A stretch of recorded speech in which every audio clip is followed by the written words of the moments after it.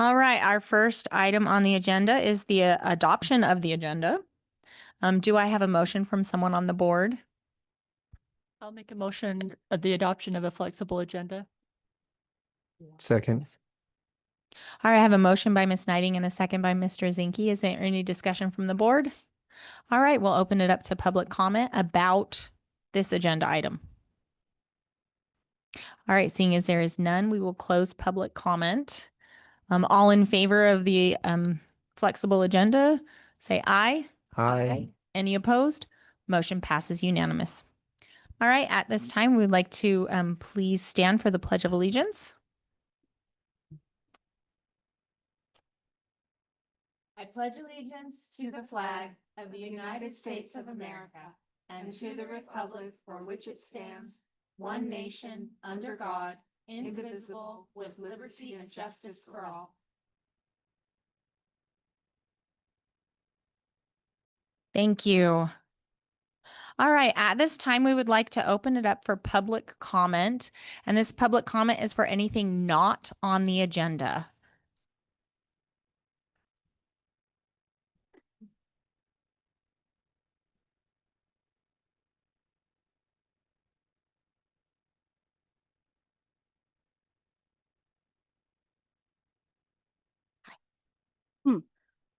May Hyatt. This just came up this week, so I just have questions really, and some concerns and comments. So, at Carson Valley Middle School, this week they started a policy where the kids are being forced to stay on the buses when they get to school early, for extended periods of time. And I don't know if this is a district-wide policy, if the transportation department is doing this at all campuses or not, but my daughter rides the bus to and from school, and there are times when she gets to campus early, but is forced to stay on the bus for sometimes up to, 8-10 minutes. And they're forced to stay on the bus. The bus driver will not let them get off. She doesn't know why. She asked her bus driver, and the bus driver just said, we got an email that said we can't let you get off the bus until 15 after. So I want to know, is this something that's going on district-wide? Or is it only at Carson Valley Middle School? Because these kids get up really early. They walk to the bus stop. They have to wait, and then there are times when, what if the kids need to go to the bathroom? They want to get to the NPR, have breakfast, do what they need to do, meet with teachers, and they're being forced to stay on the bus for extended periods of time. If this is a school-wide thing at only Carson Valley Middle School, I'd like to know why. If it's district-wide, I'd also like to know why, because you're holding back the bus drivers from going on to their next route to go pick up elementary school kids. And if the engines are running, you're wasting fuel. And if my kid is smelling diesel fuel on that bus, I have a serious issue with that as well. So these are just questions and concerns that I have as a parent. I don't know if it's district-wide or if it's only at the school that my daughter attends. Thank you. Thank you very much. All right, any further public comment? Do we have any online? Oh, Val? Okay. Nope, that's okay.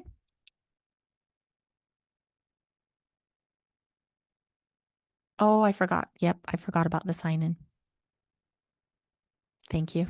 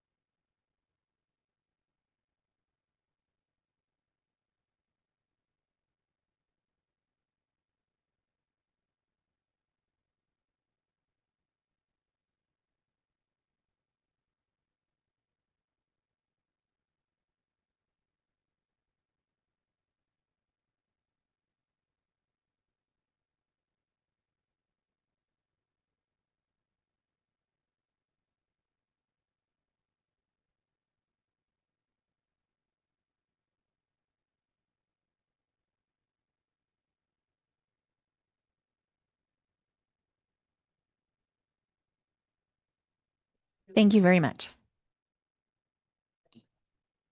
Yeah, if you would just, you can hand it to Renee here and then she can share it with us. Thank you.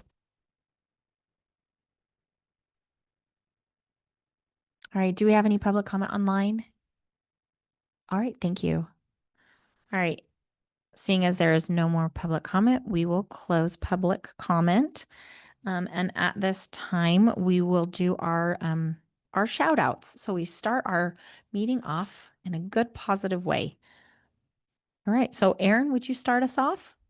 I gave each of you a piece of paper that has shout outs.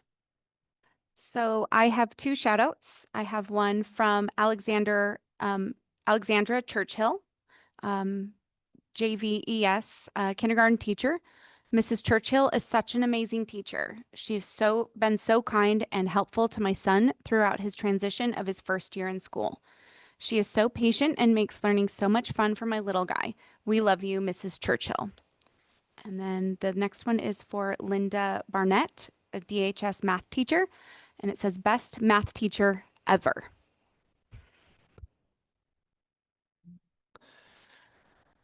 All right, so I have one from Christian Dejay that from DHS. Christian is an amazing person to everyone. He is kind and he never fails to make someone laugh. And then also Jude Wilson, Pawalu Middle School student. Jude is such an incredible kid. He's had some tough things to overcome, but when it comes to fighting through, Jude is all about it. He has the biggest heart and always tries to do the right thing, a leader among his peers and not afraid to stand up to those making poor choices. I appreciate the kid Jude is and look forward to watching him do great things as he grows. So I've got Penelope Oschenbrenner, student at CVMS. Penelope Oschenbrenner, you are getting this shout out because you are such a good person. You help others to understand things. You are just a very kind person. Thank you for being a friend to so many.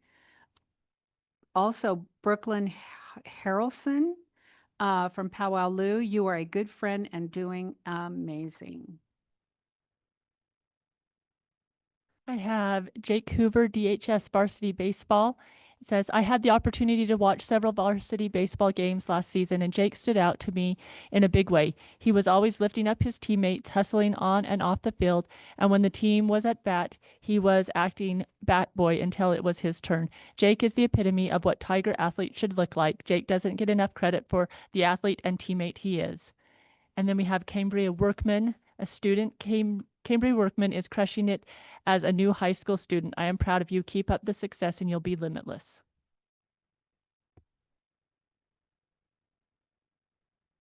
Okay, Penelope Rasmussen, Powwow, thank you for helping me and being there.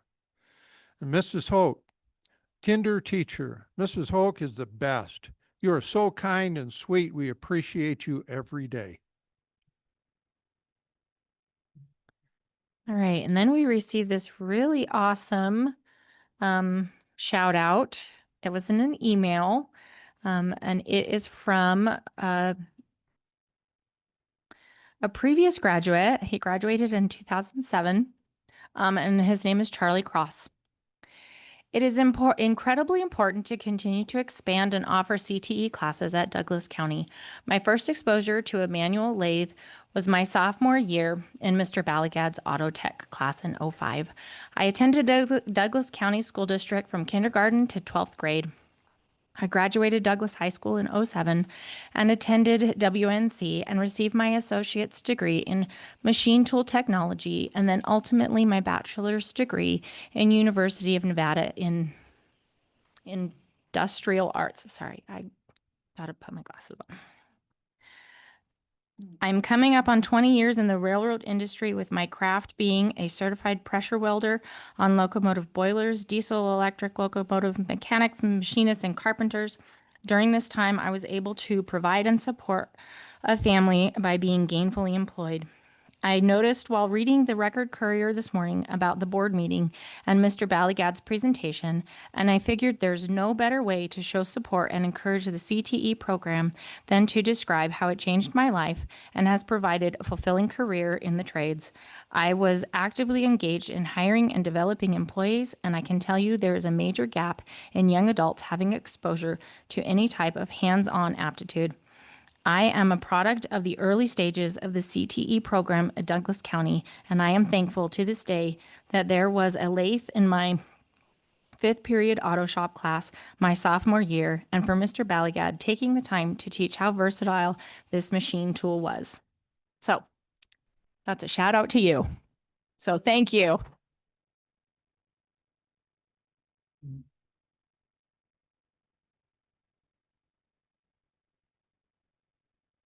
All right, we are going to jump down to agenda item number 5, our consent items.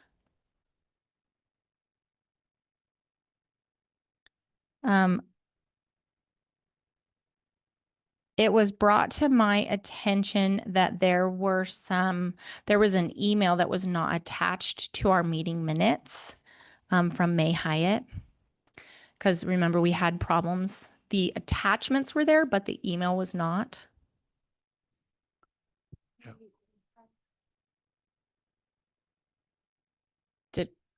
Did I miss Ricky, it? speaker or microphone? Sorry, I did attach the email along, it was the first part of it, so I'll double check and I can reattach because it Okay. was there. Okay. And maybe I just missed it because I see the attachments, but I didn't see the It would have email. been the first thing right after our signatures on the entire agenda. So It's I the, will- yeah, it's attachments. It's Okay. fine, but we can pull the meeting minutes and we can pull them and do them next month. Okay, thank you. So we'll pull those meeting minutes. President Wagstaff, Yes. you can always approve them with the condition that they will be attached within 24 hours, Okay. if you'd like to do that. Okay. I'm good with that if everybody else on the board is. Okay. Anything else that anybody wants to go over? Erin? Sorry, Miss Miller. I just wanted to verify a comment that I had made during the meeting minutes about teacher salary remark. That was in regards to the SB money, and no base salary for teachers was pulled. Oh, great. Thank you very much.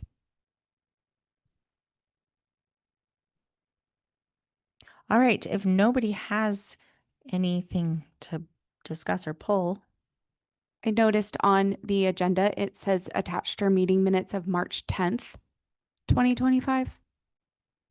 Just a heads up. I believe it was August. Okay. on the, oh, because my thing says August. Oh, I didn't see that part. Yep. Okay. So we'll revise that too. Good thing you caught that. All right. Do I have a motion from anyone on the board? I'll make a motion that we approve the consent items with the amended date and with the understanding that the letter will be attached within the next 24 hours. Second. All right, I have a motion by Ms. Knighting and a second by Mr. Zinke. We will open it up for public comment at this time about the consent items.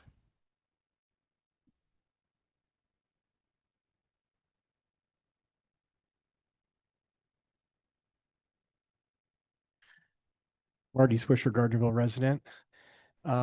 On consent agenda item 5B, accounts payable special and regular voucher run. On page 21, I can give you the PO number if you need it. There's a payment to Allison McKenzie, General Legal Counsel, for $8,405.01. And then there's an additional payment on page 84 for $14,326.25. I believe that the first payment is making up for the July payment and that the second one is for the August payment. Yeah, that's correct. Okay, I just want to make sure that that was clear, because when I read them, it wasn't clear in the document. I had the same question. That's the only reason I know the answer. Very good. Thank you. Thank you. Any further public comment? All right, we will close public comment. Is there any further discussion from the board? All right, all in favor of the motion on the floor, please say aye. Aye. Any opposed? Motion passes unanimously. All right, we would like to welcome Miss Tyndall up as she is our chief nurse.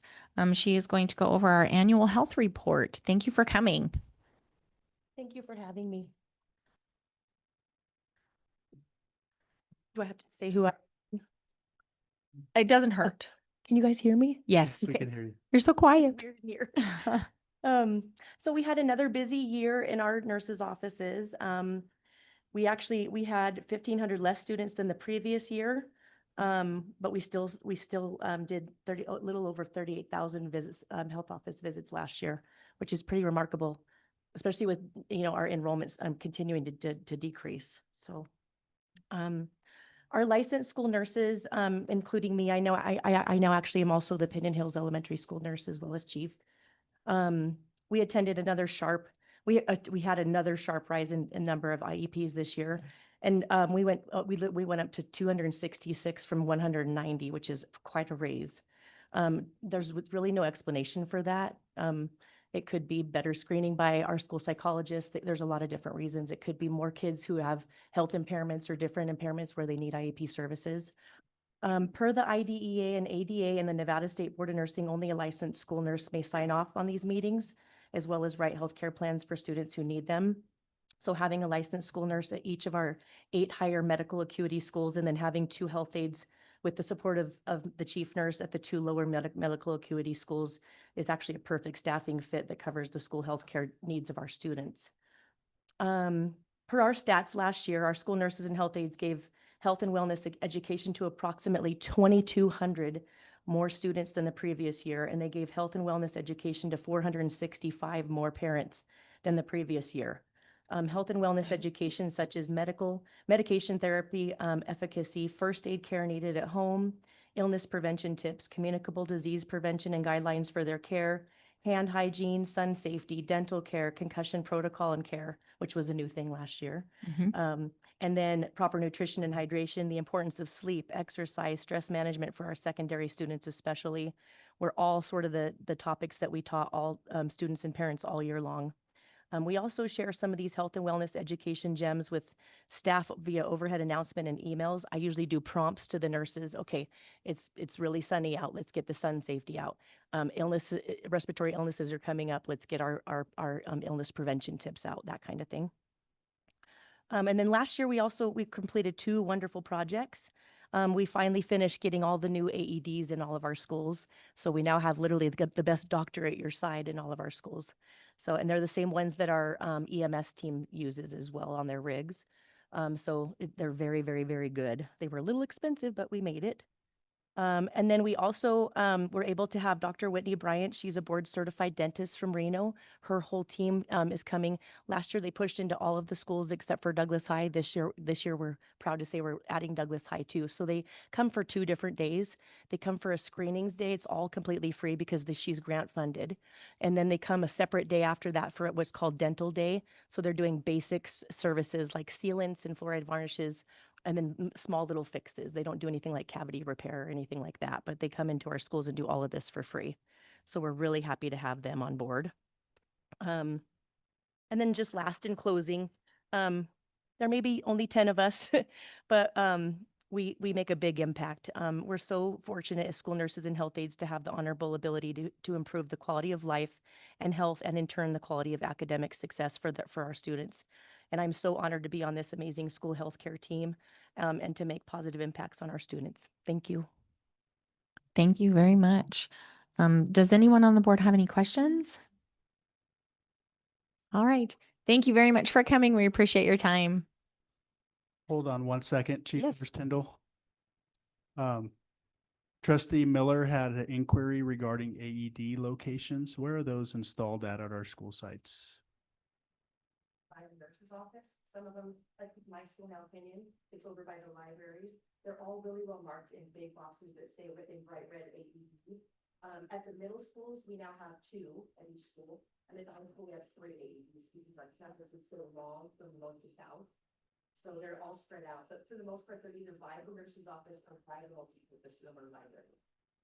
Then they're also located really close to almost all of it. Everybody has soft and weight kits and Narcan, the opioid rescue kits. So those are all usually combined, very close to that, to the AED. It's good to know. So there was an incident about 2 weeks ago in Fallon, Pop Warner related. So it's obviously the school site was closed. And this young athlete suffered like a blood vessel popped in his brain and he went into cardiac arrest. And because the school was locked up, they didn't have access to the AEDs, which is one of the conversations that I started with Mr. Alvarado. Because luckily, the other team, Carson, who they were playing, one of their head coaches was retired military and he's combat. That was what he did because the coaches froze, unfortunately. So he started CPR. This child lived, which is miraculous because usually I think high school stats, it's like 4 or 5 from this type of injury that this gentleman sustained. So my question to Mr. Alvarado was, when we are hosting student athletics like Pop Warner or soccer and things like that, and we don't have necessarily a site admin, how do we make sure that we are keeping our kids safe if these types of medical emergencies happen? Not all of the sports events, but on all the major ones, especially that injury risk events. And he has an AED for that fall, our athletic trainer. I can't speak to the middle schools because I don't know. Top one is young kids all the way up to middle school. Yeah, so it's hard to say because if you can't get in the building, it's an automatic 911 call. And you don't know what the response times get. It's the kind of scary part. And I know for Wattel, we usually have Tahoe Douglas Fire. They usually come to a lot of our sporting events. I didn't know if East Fork did down here. We don't have an athletic trainer up at the lake, so it's a little bit of a different situation, but it was just over last weekend, Wattel happened to host KUFA, which is the up in the air soccer tournament. So that was prompted some questions because we did have the snack bar open, but we didn't necessarily have access to an AED if an emergency arose.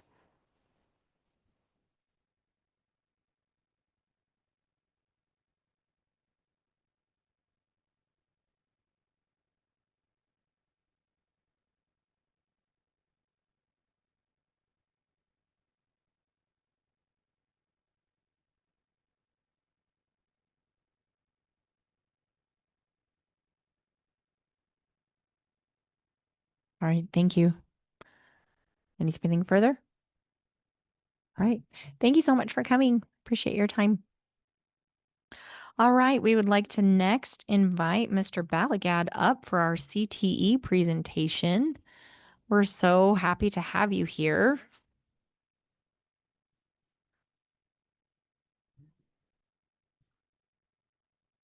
Madam President, can I approach the board? Absolutely.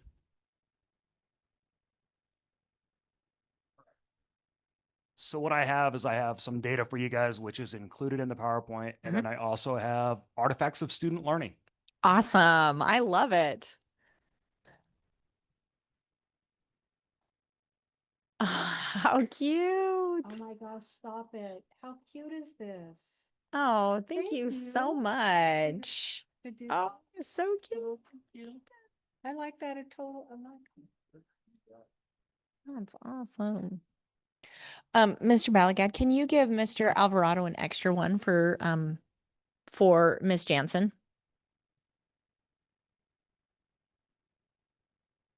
Those are cute. Those are really cute. And those were made by our students on the Like a plasma cutter. Awesome. Which means they did the programming and everything on it. That's so awesome.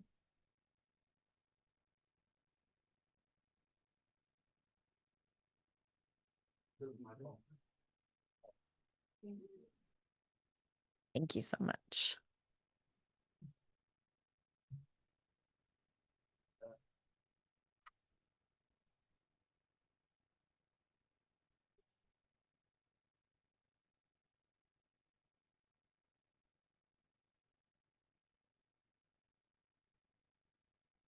All right, take it away. First off, thank you, Mr. Alvarado, for getting me on the agenda. It's my absolute pleasure to report to you guys where we're at with Career and Tech Ed. For those of you guys that know me, Career and Tech Ed is something near and dear to my heart. And I absolutely love my job and the work that I do for the district and our students. Is there a, hey, there you go. A clicker. Thank you. Perfect. A lot of this stuff, I think I've talked to a lot of you guys, either one-on-one or whole group. Career and Tech Ed has a whole bunch of advantages to it. Quite obviously, we have higher attendance because kids look forward to coming to their Career and Tech Ed classes. They graduate at higher rates than students that are not in Career and Tech Ed. And then quite obviously, they acquire skills to help them get a high skill, high wage, in demand job, which President Wagstaff, thank you for reading that at the beginning of the meeting. But that kind of summarizes everything we do with Career and Tech Ed and how meaningful it is to our students.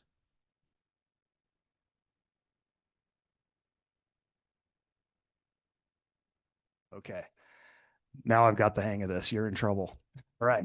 So if you look up at this slide right here, you can see these are all of our programs of study. In addition to programs of study, we also support career and technical student organizations. Career and technical student organizations, or CTSOs, are things that students can get involved with to develop leadership.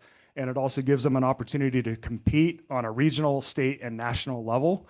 We're in the process of expanding that. And historically, our students have done extremely well. And again, it's just another one of those pieces that help students want to come to school. The next piece that you have in front of you and up on the boards are your, or actually it's ours. It's our data for career and technical education.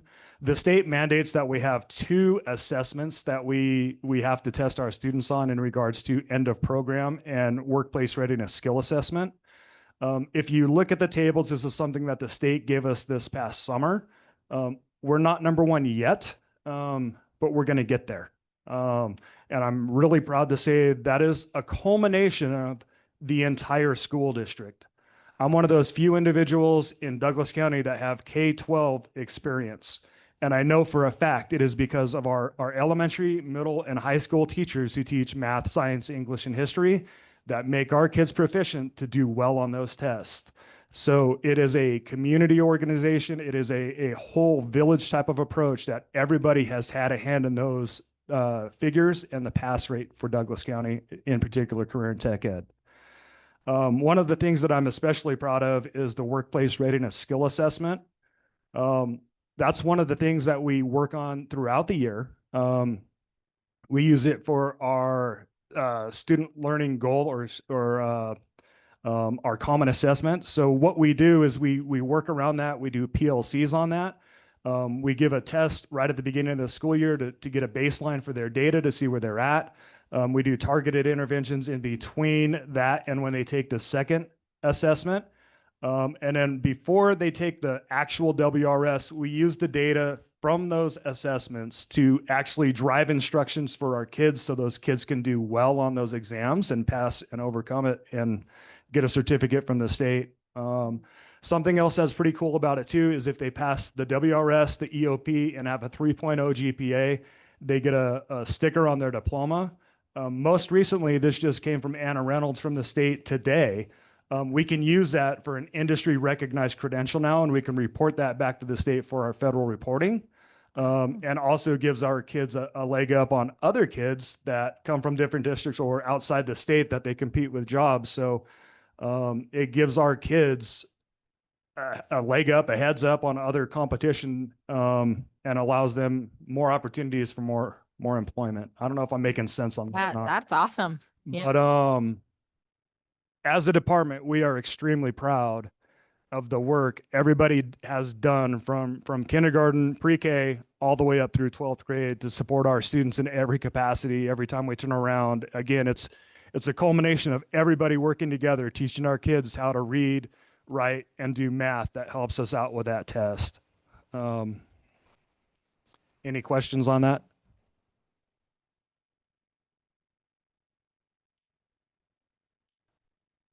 All right, there's a couple things that we do, and when I looked back through the presentation this afternoon, I know there's some things that I missed out on.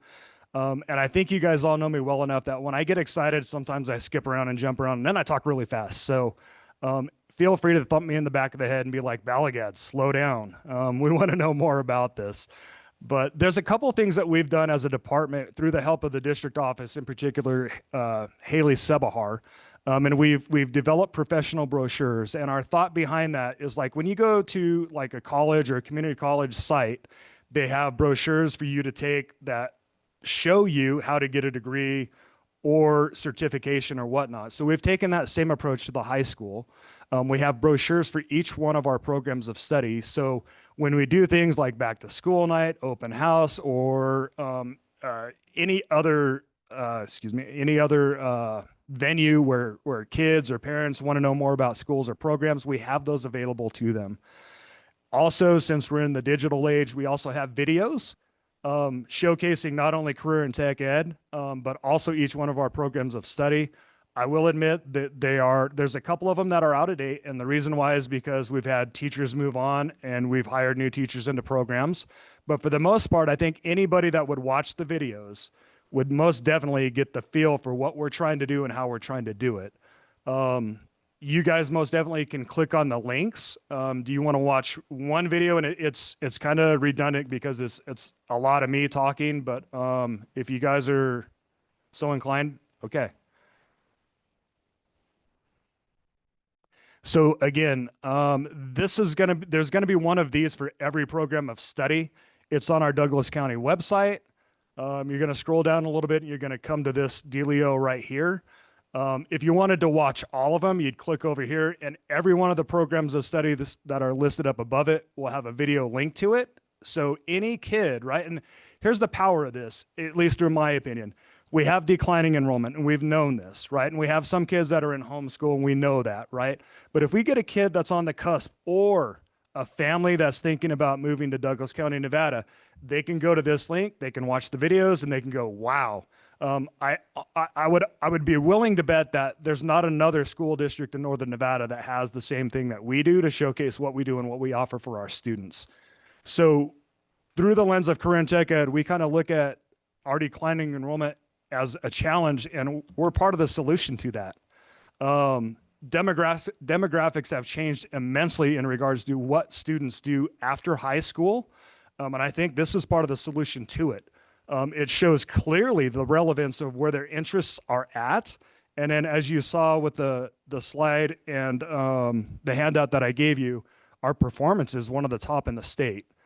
So when you show kids the relevance of their learning and the practical application of it through the form of a potential future job, it is extremely powerful, not only for the students, but also for the families and the parents. So anyway, here you go.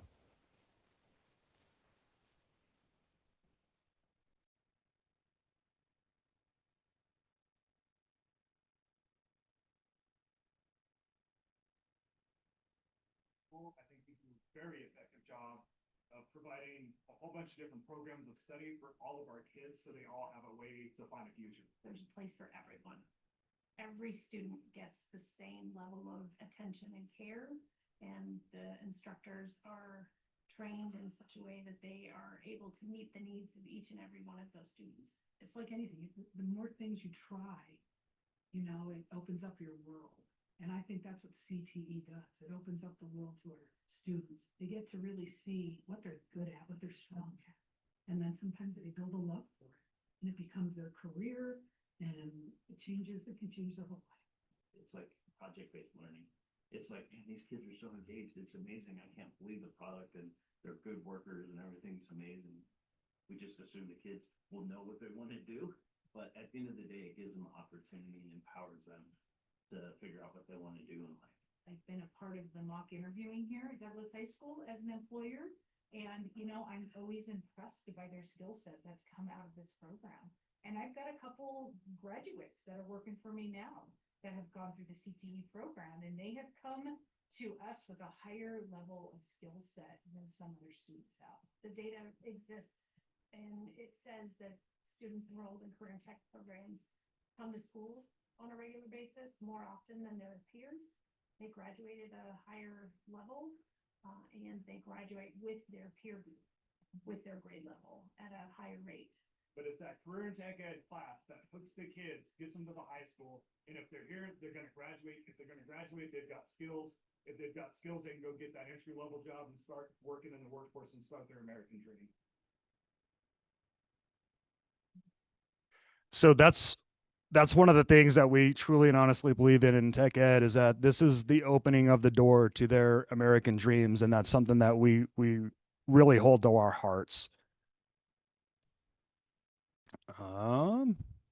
Okay, on to money, because I think everybody loves money at this point. The past couple years, we've been very fortunate with the support of everybody in the district. It's not just myself, but with everybody supporting the district, we've gone after competitive monies. We've been very successful with that over the past 2 years. You can see the year prior, we brought in almost $300,000. You have the breakdown as to how we spent it out and what we asked for. As I think Aaron pointed out, your pumpkins were built from the CNC plasma table up there. This was the very first, just for the record, this was the very first program that was put onto that computer, and it was put on by one of our students who graduated this past year. So this was the first thing, the first challenge that the kids are just like, and as soon as they cut this out, you saw the light go off on their heads of like, I know what this machine's for now. And then like, quite obviously, for me, it's just like, I love motors and stuff like that. So a lot of our dirt bike kids are just like, oh my gosh, now I know. And then some of them were like, I wonder if I could fit this into my dad's garage. So I guess that's the whole point though, right? Is to show kids the relevance and have cutting edge stuff in our classroom. So kids aren't trained on 20-year-old equipment. They're trained on stuff that's up to date and modern. Quite obviously, we got a trainer for the auto shop. We got some laptops for our engineering program. We got a whole new program of study of fire science up at Wattell. This machine right here is a Nautomage table, and it costs well over $100,000. I'm sorry to tell you that that picture in the PowerPoint right there is not the Nautomage table that we purchased. Ours is newer. So I'm pretty proud of the fact that we truly are a state-of-the-art CTE school district, and we do really good things for our students. This past year, we were accepted for $107,941. Originally, we were going to start up a new hospitality program of study / work-based learning coordinator position. That's gone through a couple iterations, but it ultimately ended up with another section of culinary arts. And then the rest of the time will be a work-based learning coordinator. And I'm proud to say that we hired Carrie Stack for that. For those of you that don't know Carrie Stack, she's a former DHS teacher. She's a former HR person. When she was working in private industry, she got her business and industry license to become a teacher. She's been a Douglas High School Teacher of the Year, as well as a Douglas County School District Teacher of the Year. In addition to that, she's been an Epic coach. So between the two of us, when we can sit down and find time to discuss, we have great things coming for Douglas County Schools. One of the first things that she is going to do, she's been tasked with, is we've been invited to the construction day up in Reno. You'll probably see it on all the local news channels. So we're bringing kids from Pawalu, CVMS, Aspire, and Douglas High School, so they will get a firsthand experience with construction-related tour or field day up in Reno. So we're excited about that. And that'll be our kickoff for work-based learning, and we're only going to get better, and we're only going to grow from there. The rest of this is pretty cool, and these are just pictures and slides of what we do and how we do it. Military science is incredible. If you haven't seen what our young people do there, they do everything from wreaths across America to presentation of colors at different civic events, not only in Douglas County, right, but they also get invited to Carson City. Carson City also has a Navy military science program over there, but they invite us. So I think that speaks volumes of what Chief and Master Sergeant do with our program. And also, again, when you talk to those kids, you see their heads held high. They see their purpose. They understand why they're coming to school. And if we can get them to do that, then we can get them to the next level. Automotive has had a couple changes this year. We do not offer dual enrollment anymore. Part of the reason why is because the teacher wanted to retire. So we obviously flew the job, did interviews, and we hired Mr. Black. Mr. Black comes to us straight out of business and industry. So he has his finger on the pulse as to what is going on out in industry, what employers need, and what kids will need skill set wise in accordance with Nevada state standards. So kids, when they leave our program, will be able to get an entry level job out in the workforce. Welding, ever since last year, we hired Kobe Lindbergh. He's fresh out of college, and he has a zeal for teaching our kids. He gets so fired up. He takes kids. This year, we've been invited to 6 different welding certifications. Last year, we had 2 of our students go up to Reed High School and become actually certified welders. So that they can go out into business and industry as a certified welder right out of high school. This year, there's going to be 6 opportunities for that. Kobe's ready to go. He's raring, and he's got kids lined up for that. Business, I think some of you already know Mr. TG. Mr. TG is just kind of a local phenomenon. He's incredible. He's built that program up. So he is full-time career in tech ed, teaching business across the board. He does a really good job of showing relevance. And I think he does a really good job with community outreach and getting local business and industry as well as school board members there. And thank you for those of you that show up for the support on that. I know he and the students enjoy that, and it makes learning that much more relevant to it. Biomed, this is the area where we have the Anatomosh table. We have Jenny Thomas and Amy Westry who teach it. And again, they get pretty fired up. I want to say, like, one of the first times that Mr. Alvarado did one of his site visits, Mr. Alvarado's like, oh my gosh, they're actually pulling blood and doing injections on fake arms. And we were both just kind of in the hallway giving each other high fives of like, yeah, that's what our kids are doing, right? And when you stop and think about it, I mean, wow, what an opportunity for high school kids to have that type of simulated plastic arm versus jabbing us when we go get our blood drawn. But anyway, next up would be engineering, and that's Mr. Duffloff. He does a bang up job. He also does computer science for us. You can see that students are actively engaged. In addition to that, they have projects. They've showcased them at track meets to get out to that community outreach to show people what they're doing. He also has students that are involved in Skills USA. So again, they go in, they compete on the state level. They took 3rd place with their cabinet design for ADA compliance and access.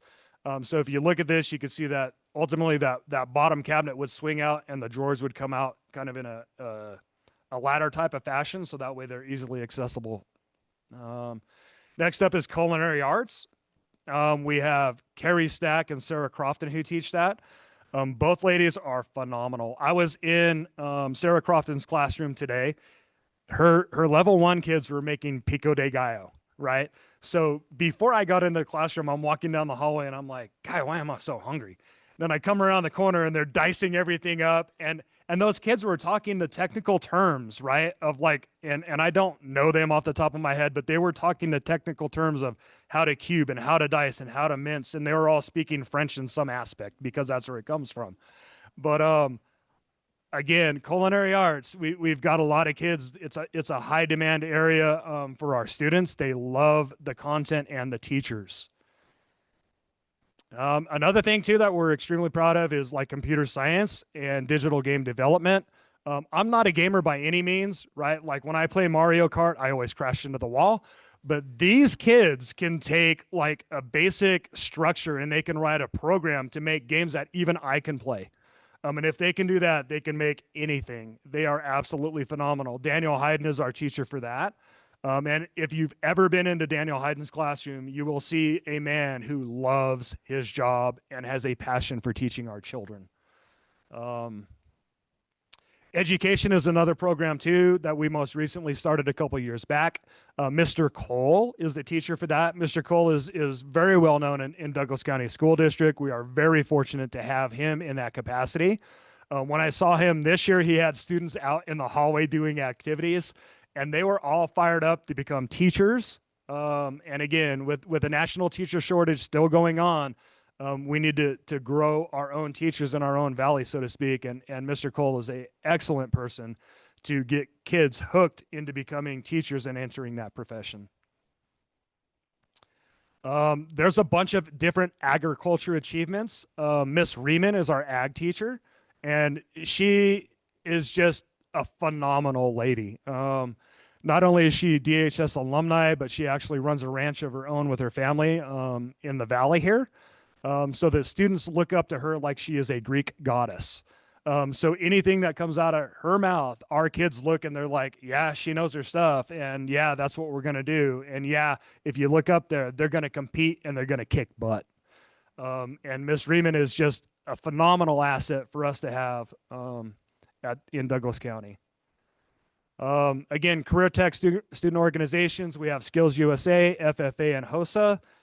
Most recently, we had students that competed this past year in engineering. They earned a bronze medal. And again, it's one of those life-changing experiences for our kids. They get out of Douglas County, Nevada. They get to go compete on either the state or the national level. But when they come back, irregardless of where they place, you see their head is held up high, their shoulders are back, and they are doggone proud of the work that they've done. Something else too, and this is going to kind of wrap up my presentation unless you guys have questions for me, is that in the past we've done a good job of doing a signing day for our students that go into business and industry right out of high school. This year we're going to partner with Alicia Main with the Chamber of Commerce, and we have plans to do it even bigger and better.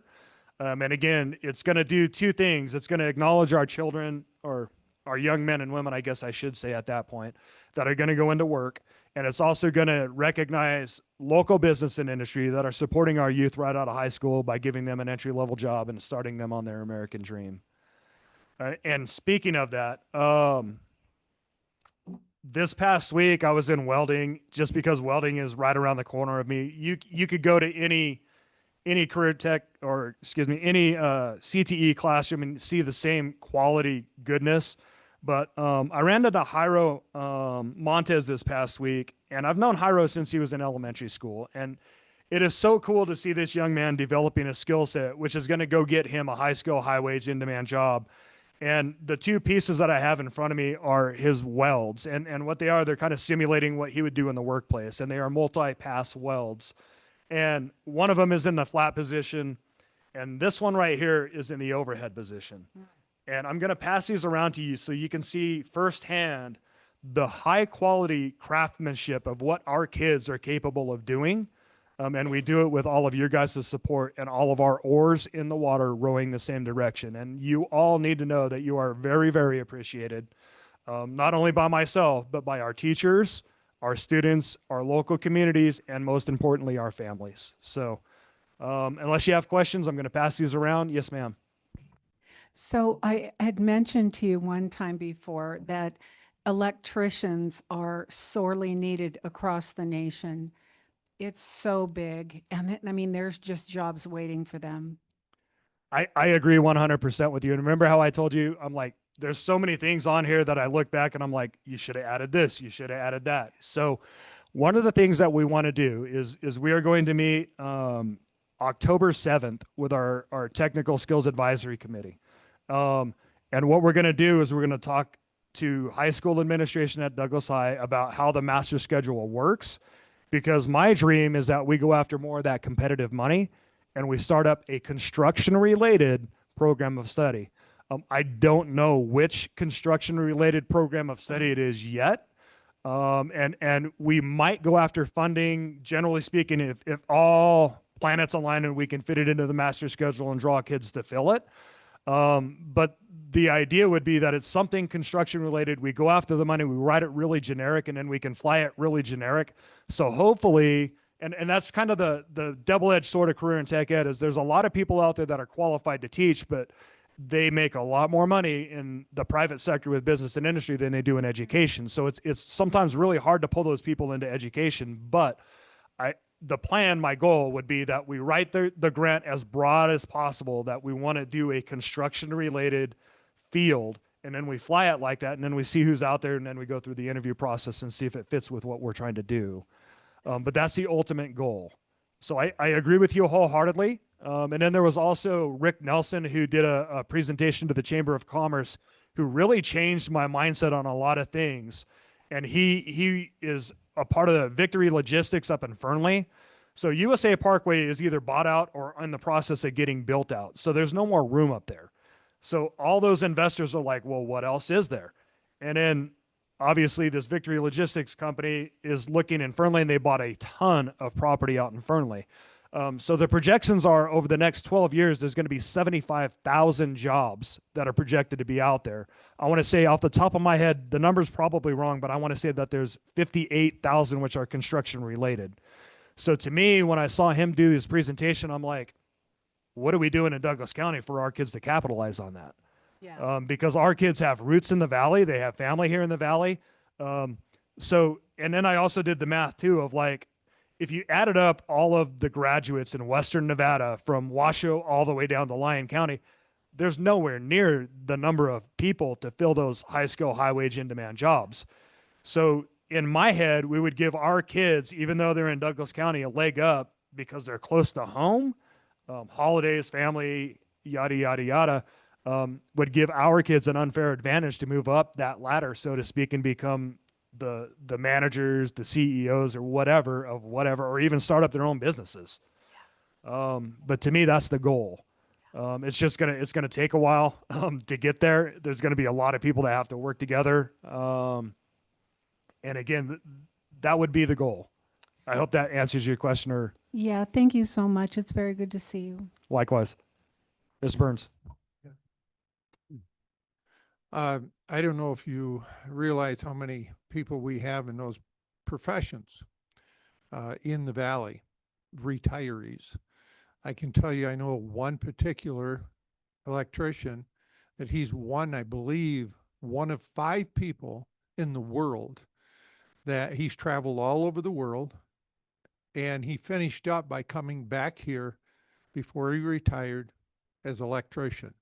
He knows stuff that nobody knows. And so that, maybe we can tap into that. Another one is in the HVAC industry. Of course, that's my background. Also, my son's in it back in Michigan. But we have one here that I think has retired or is just about to retire, and he's top notch.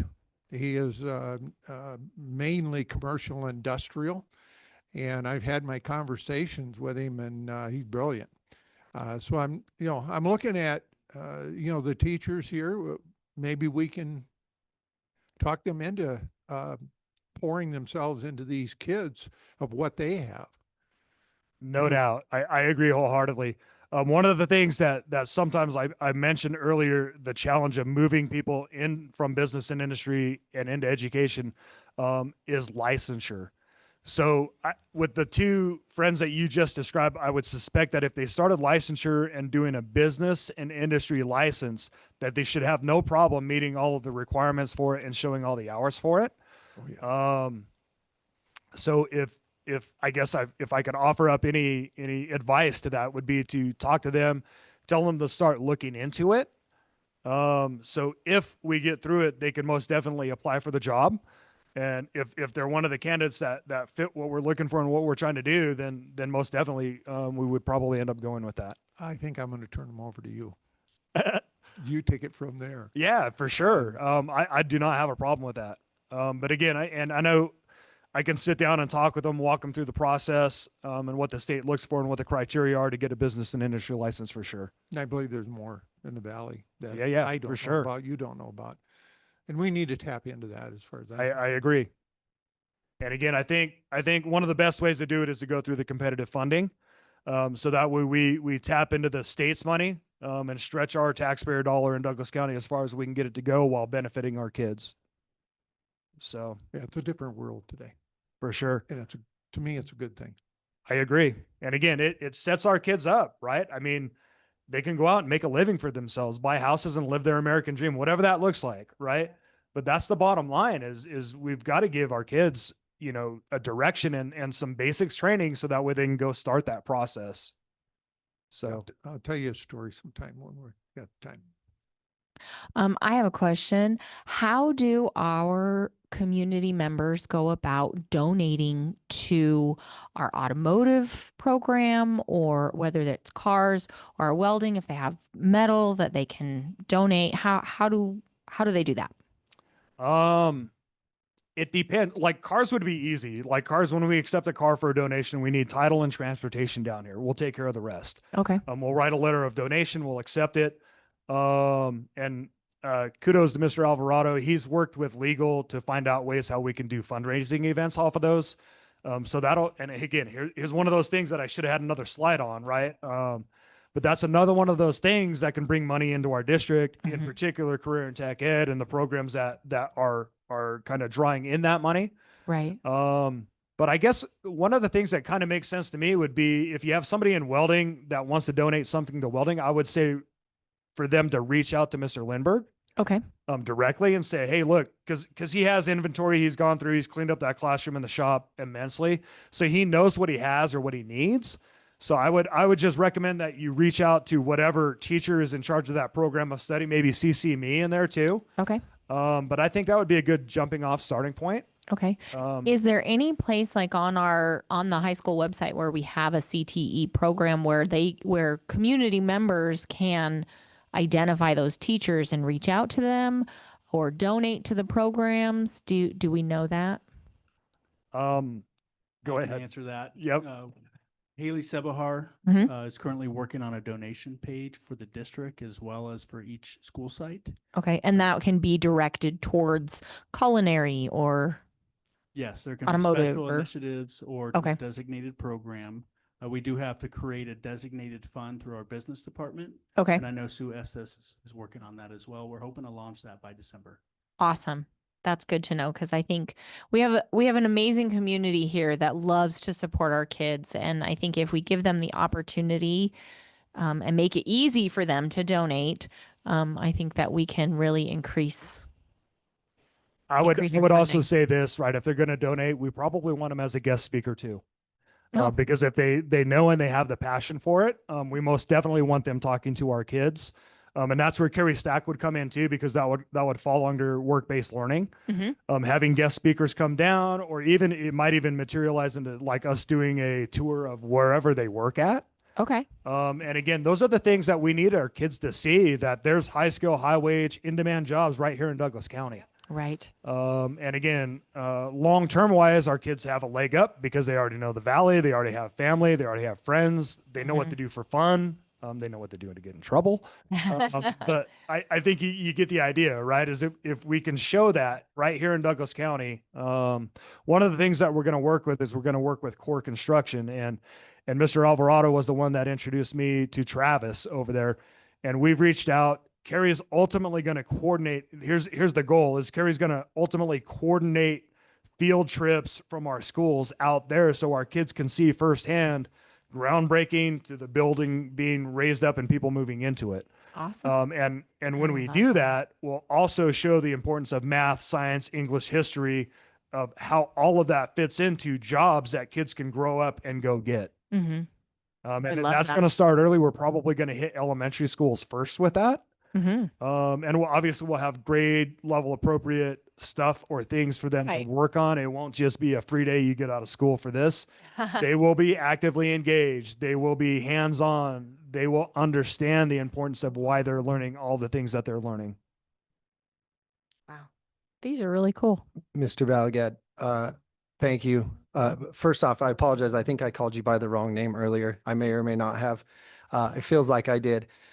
As a business owner in this county that's in the trades, I can't thank you enough for what you do. I have hired prior students of yours, and they come in having an OSHA card, which is a huge deal. It's really hard for me to get my employees to get an OSHA card, and they show up with one. And I can just tell your zeal and how much you care about these kids. And I grew up in the trades, so I was very fortunate to be able to continue that. Not a lot of kids have that opportunity, and the one that you're providing for them is incredible, and you're doing it in a way that you can tell just by the letter we read earlier. These kids really appreciate it, and again, as a guy in construction here, I appreciate it because employees are really hard to find. Good ones are nearly impossible to find. So thank you so much. Thank you for those comments. Interesting thing about that OSHA 10, right, is like we push, pull, and drag some of those kids to finish that. And then the interesting part is that they go get their first job over after they graduate and they're in summer, and then they hunt us down. They're like, hey, where's my OSHA 10 card at? And I'm like, why do you want it so bad now? And they're like, my boss is going to give me a $2 an hour raise. And it's like, we told you. So thank you for those comments. That's awesome. Any further? Is my mic off? Haley, her husband, is open. I think she said he's on his 4th or 5th restaurant that he has over the years. And I asked her, I says, you know, are you hiring employees? She says, yes. She says, we've hired 2 from the culinary. She said, my husband said, I don't even have to train them. They know exactly what they're doing. That's I will pass that on to Sarah and Carrie for sure. Thank you for that. Again, all of our teachers put their heart and soul into the work they do, and they are extremely proud of the product and the kids they serve. Thank you. Well, thank you very much for coming. Oh, Ms. Miller. I just wanted to say thank you for being there the first week of school at Watel. Mr. Baliad came up and was a sub-site admin for us. And he got to walk our halls, and he got to see our culinary kids and learn all about the different things that they were learning about when it came to bacterial infections and things like that. So I just wanted to say, like, seeing the kids interact with you, like, it was nice for the Watel kids to see you. Since you get to see the Douglas kids on a day-to-day basis, it was nice for you to be able to have that interaction with the Watel kids. Like I told Sean, you guys have something special going on up there. And I know I was only there for a week, but I tried my best to get to know as many kids as possible.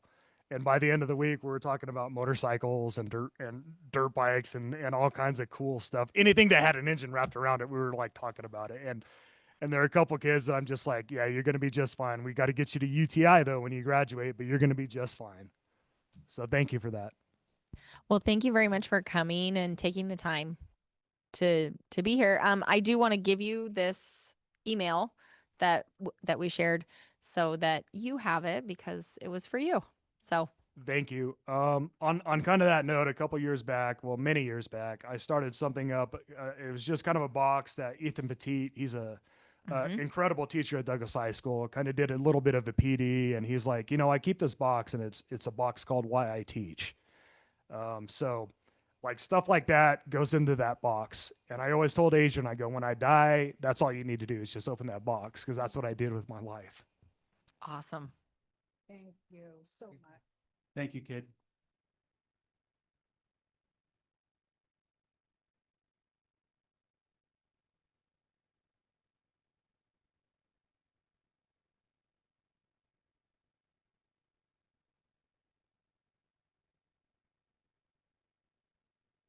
Appreciate your time, Mr. Balagad. Thank you for all you do for our students. Is my microphone on? Can you hear me? I don't feel like it's on. Can you? Oh, I can't hear myself. It's just weird. I guess that's not a bad thing, right? Hear yourself when you're talking to them. All right. All right. Next on our agenda is our Nevada Educator Performance Framework Data Report. And I will turn the time over to Ms. Dwyer for that. Thank you. Thank you. I do want you to know that I think Google is fighting with me this week, and there are some date errors, and I swear I fixed those 3 times, and I don't know what's happening. So I will make sure you have the corrected document with the dates corrected. But this report is for the school years 2021 through 24-25.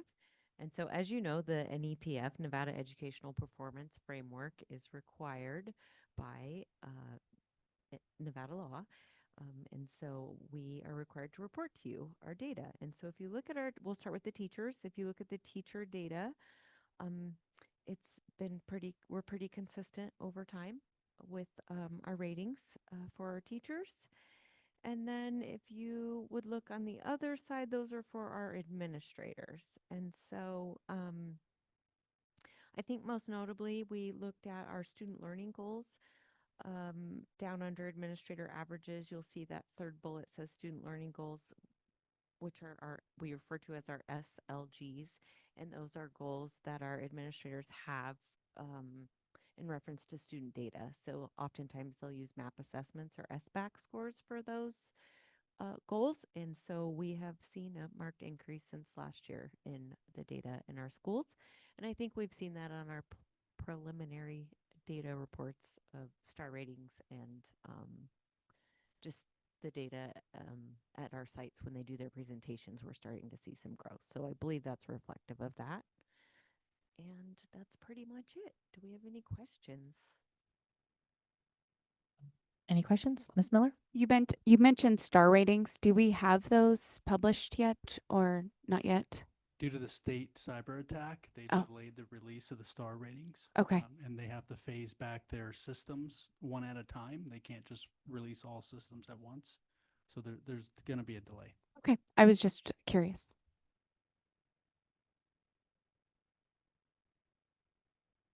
Thank you.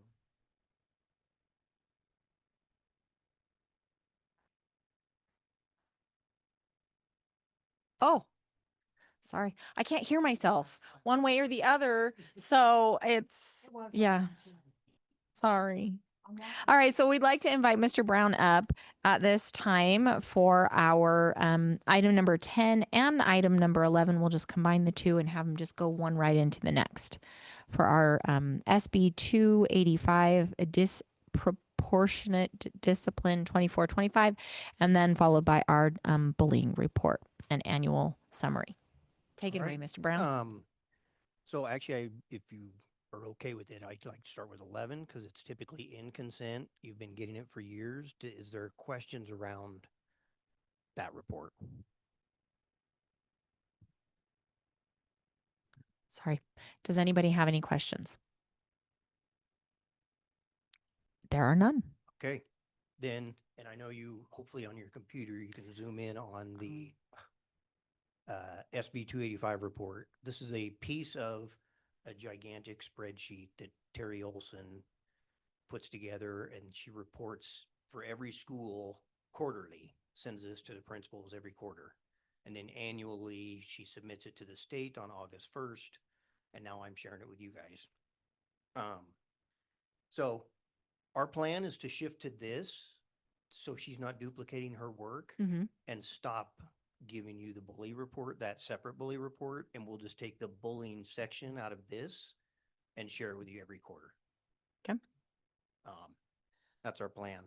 So if you look at the very top of the very first table, you'll see where bullying and cyberbullying are broken out separately. And what they do is this report is to take the total number, which you'll see is like total reported incidents total is 30 for males, 16 for female. And then 42 students reported as offenders are male and 7 for female, because very often in some of those reports or incidents, there could be multiple offenders or multiple victims.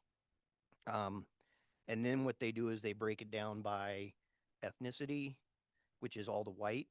And then it's the same group gets broken down by subgroups like English learners or foster children, free and reduced lunch. So you're seeing that same number of total incidents and students represented, broken in, disaggregated. So the purpose of this report is to identify if we are disproportionately suspending or expelling. So they look at bullying, but then the second part I'm going to share with you is it goes into suspensions and expulsions. And that's really the meat of what this is about. But they want to see if it's same thing as if any group is misrepresented or overrepresented in bullying as well. So Any questions on the bullying side? Is the state, they want to see if there is, that's the state? The Okay. state has started asking us to collect this data last year. Okay, thank you. And they've changed this template twice already on us. Terry had all the data in and then found 2 more columns she had to fill in. So it's work in progress. It'll probably look a little bit different next year. Can you define the cyberbullying? Does the cyberbullying happen, like, they don't have to be in the same place? Like, one could be on campus, one could be off campus. It's just like online texting or Bullying social media. Electronic means. Okay. I just wanted to clarify. Thank you. Mr. Brown, how do they, and you might not know this, maybe we just give the data and they come up with answers. How do they determine if something has been disproportionate? Percentages can lie, right? And so I'm just curious if we just provide the data and then they come up with everything and they tell you, or if, Yeah. okay. So we don't, You'll see at the very bottom, there's another table. That's the risk factors. And that's where they start plugging in by race. The top one is by race, and the bottom one is expulsions or suspensions and expulsions by the sub-pops. So it's the same 2 disaggregations. And if you can see, there's that one cell that's red.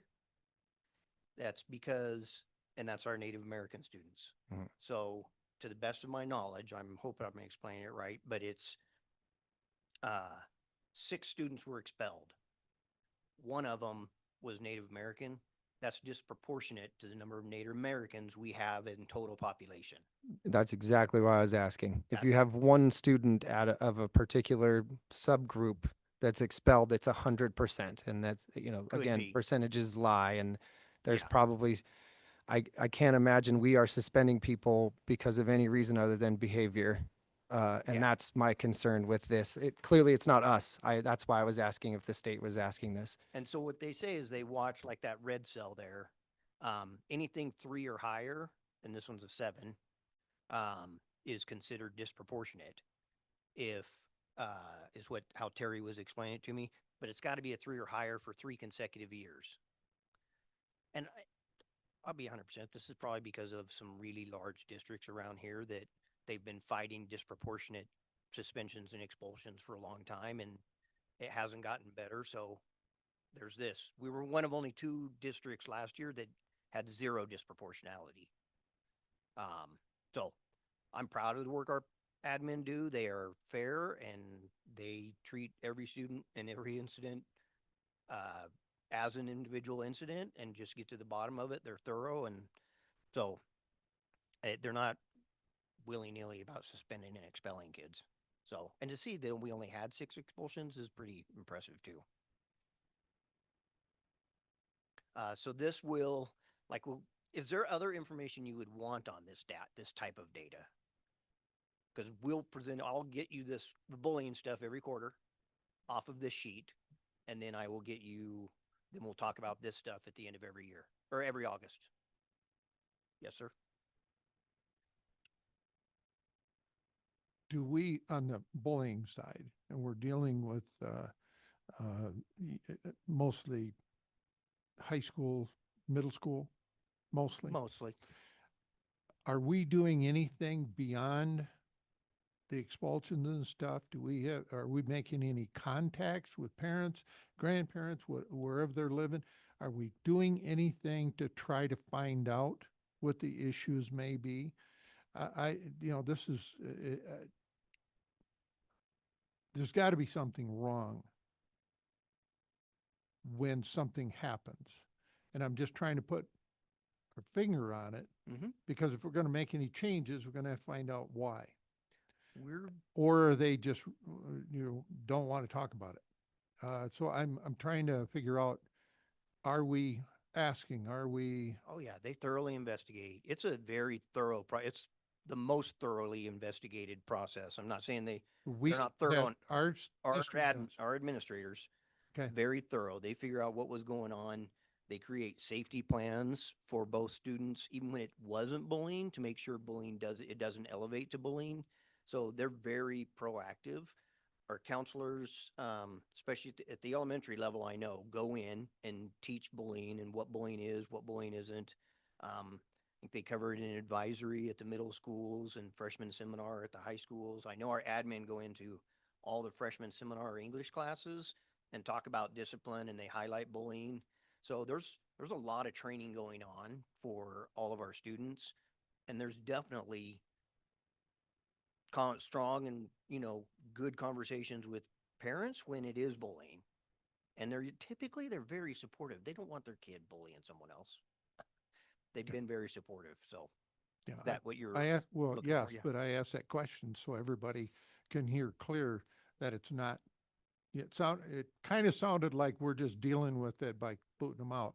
And I know better than that, but I just wanted to hear, how in depth we're at with Yeah. that. Thank you. You're welcome. Other questions? Any other questions?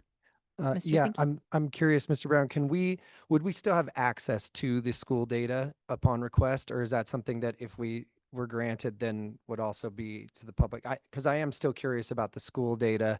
Obviously, this is in mass, but especially we had the one meeting up at Wattel where we were missing some data, or a lot of schools had posted 0 bullying, which seems out of the ordinary also, unless, again, I made the sarcastic joke, but in total seriousness, that we must be the best district in the world because we haven't had this bullying. So can we still have access to that? Yeah, because we do collect it quarterly. Okay. So I'll just try to figure out the best way to organize that, so that it's not a lot of work for Terry, but she can still share it because she's pulling it out of Infinite Campus, so it's easy for her to get. And so it'd just be a matter of organizing it and disaggregating it by school and maybe a separate sheet or something. Thank you. Yep. Yeah. Ms. Dickerson? Mr. Brown, how long does this information on these students stay in Infinite Campus? Always in Infinite Campus. So it's there indefinitely on these students? Yeah. Their record follows them. Wow.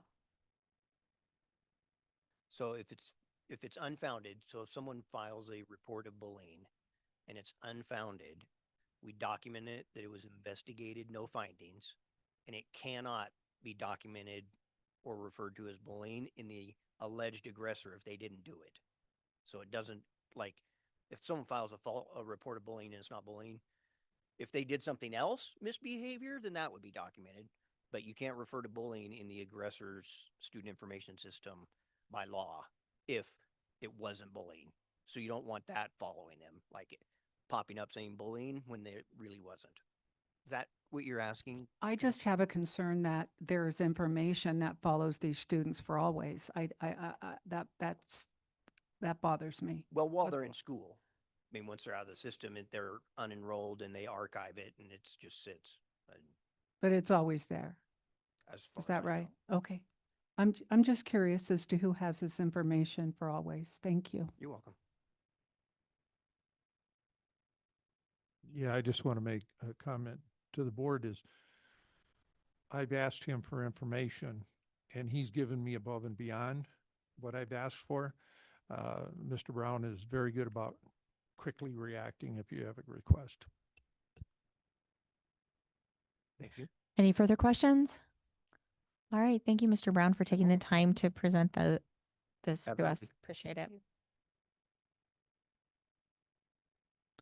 All right. At this time, we would like to invite Officer Myers. Sorry, I almost called you Mr. Myers.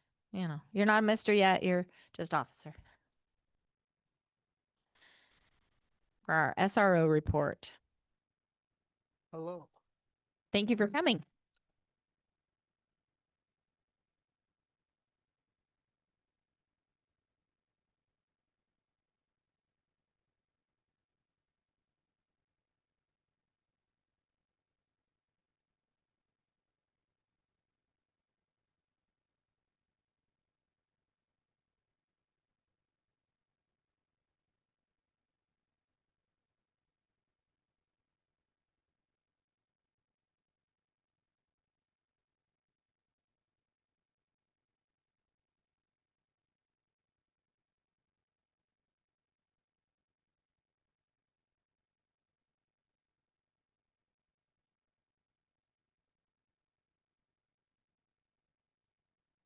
Better?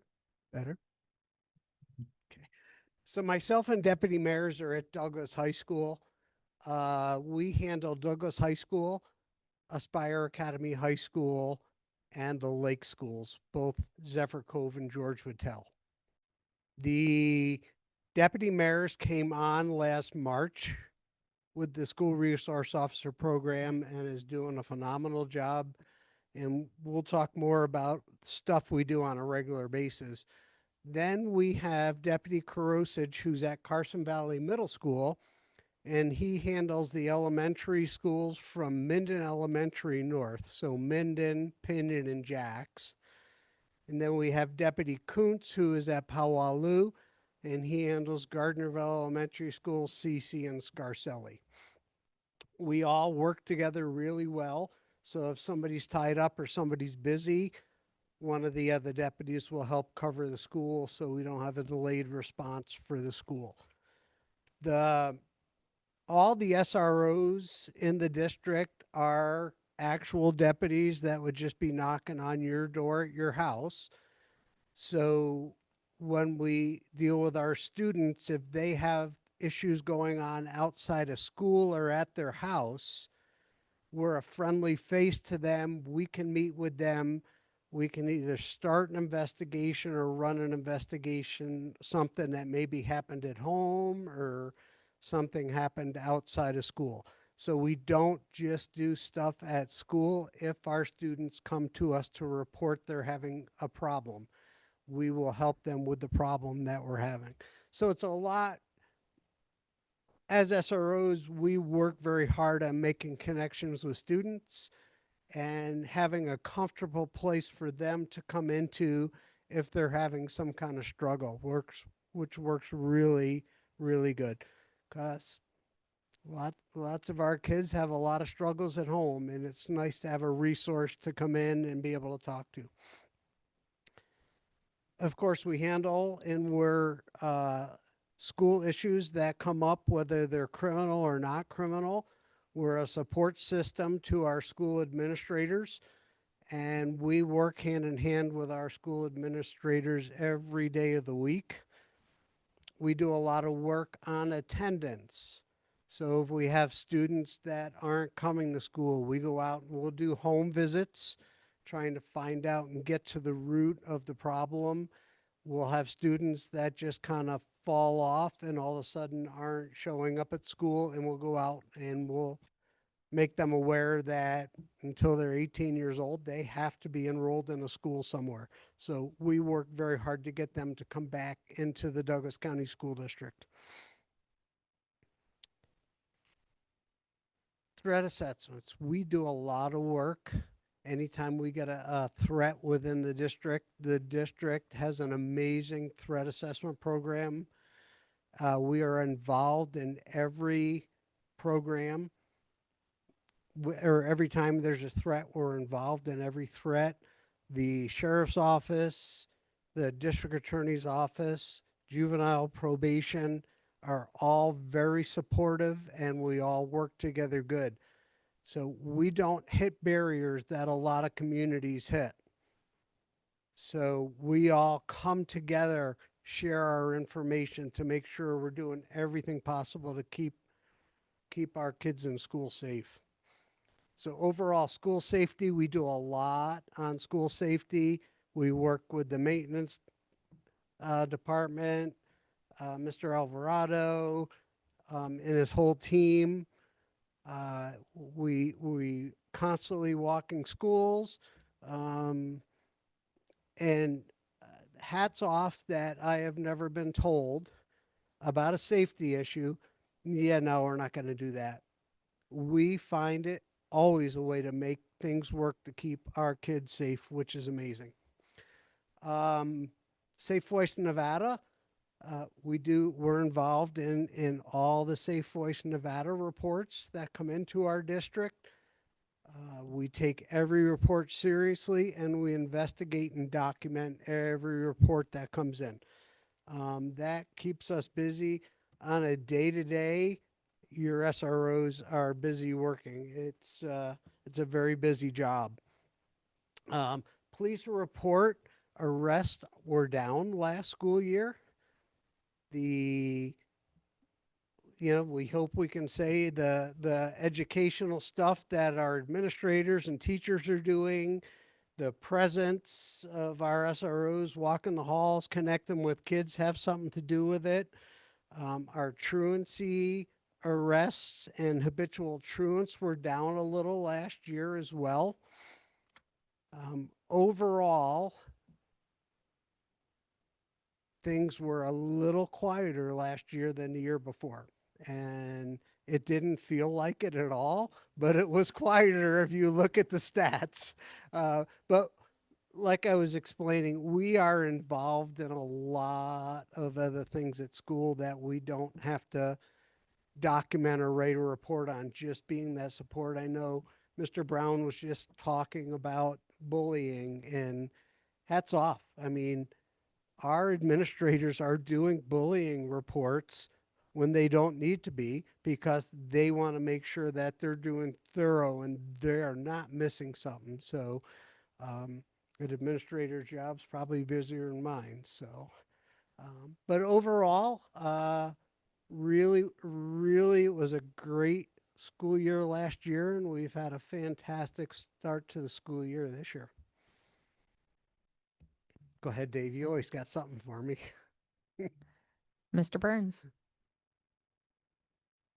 You and I joke a lot, John. We pick out each other. That's good. The officers, I know every one of them, and I've told in meetings and stuff with Mr. Coverly there, and I mean this sincerely. We have the best sheriff's department or police department in the nation as far as I'm concerned. You have a balance about everything. It's a balance of sense of humor, a balance of friendliness, of how you treat people, what you do for the kids, all of that. And that's a sincere telling you that you guys do a great job. Well, thank you, Dave. And that's our whole sheriff's department, and you're an example of it that we see directly into the schools. So. Well, I appreciate that. Thank you. Any other questions? Yeah, I was just going to Figured echo Marcus echo those sentiments. You have a great team. Douglas High School has what Mr. Rex has done over there is great, but part of the success is a testament to you and your work. And I know the children I speak with, they love you guys, and we're lucky to have you at these schools. So thank you so much. Appreciate Thank you, it. Marcus. All right, everybody. Thank you. All right. Thank you very much for coming Hope to in. see you walking our halls Yes. after signing in. Always. All right. We will move on to item number 13, Board Policy 521, our student dress code and grooming. Mr. Alvarado, would you like to present? Yes, let me just get that ready here on my screen.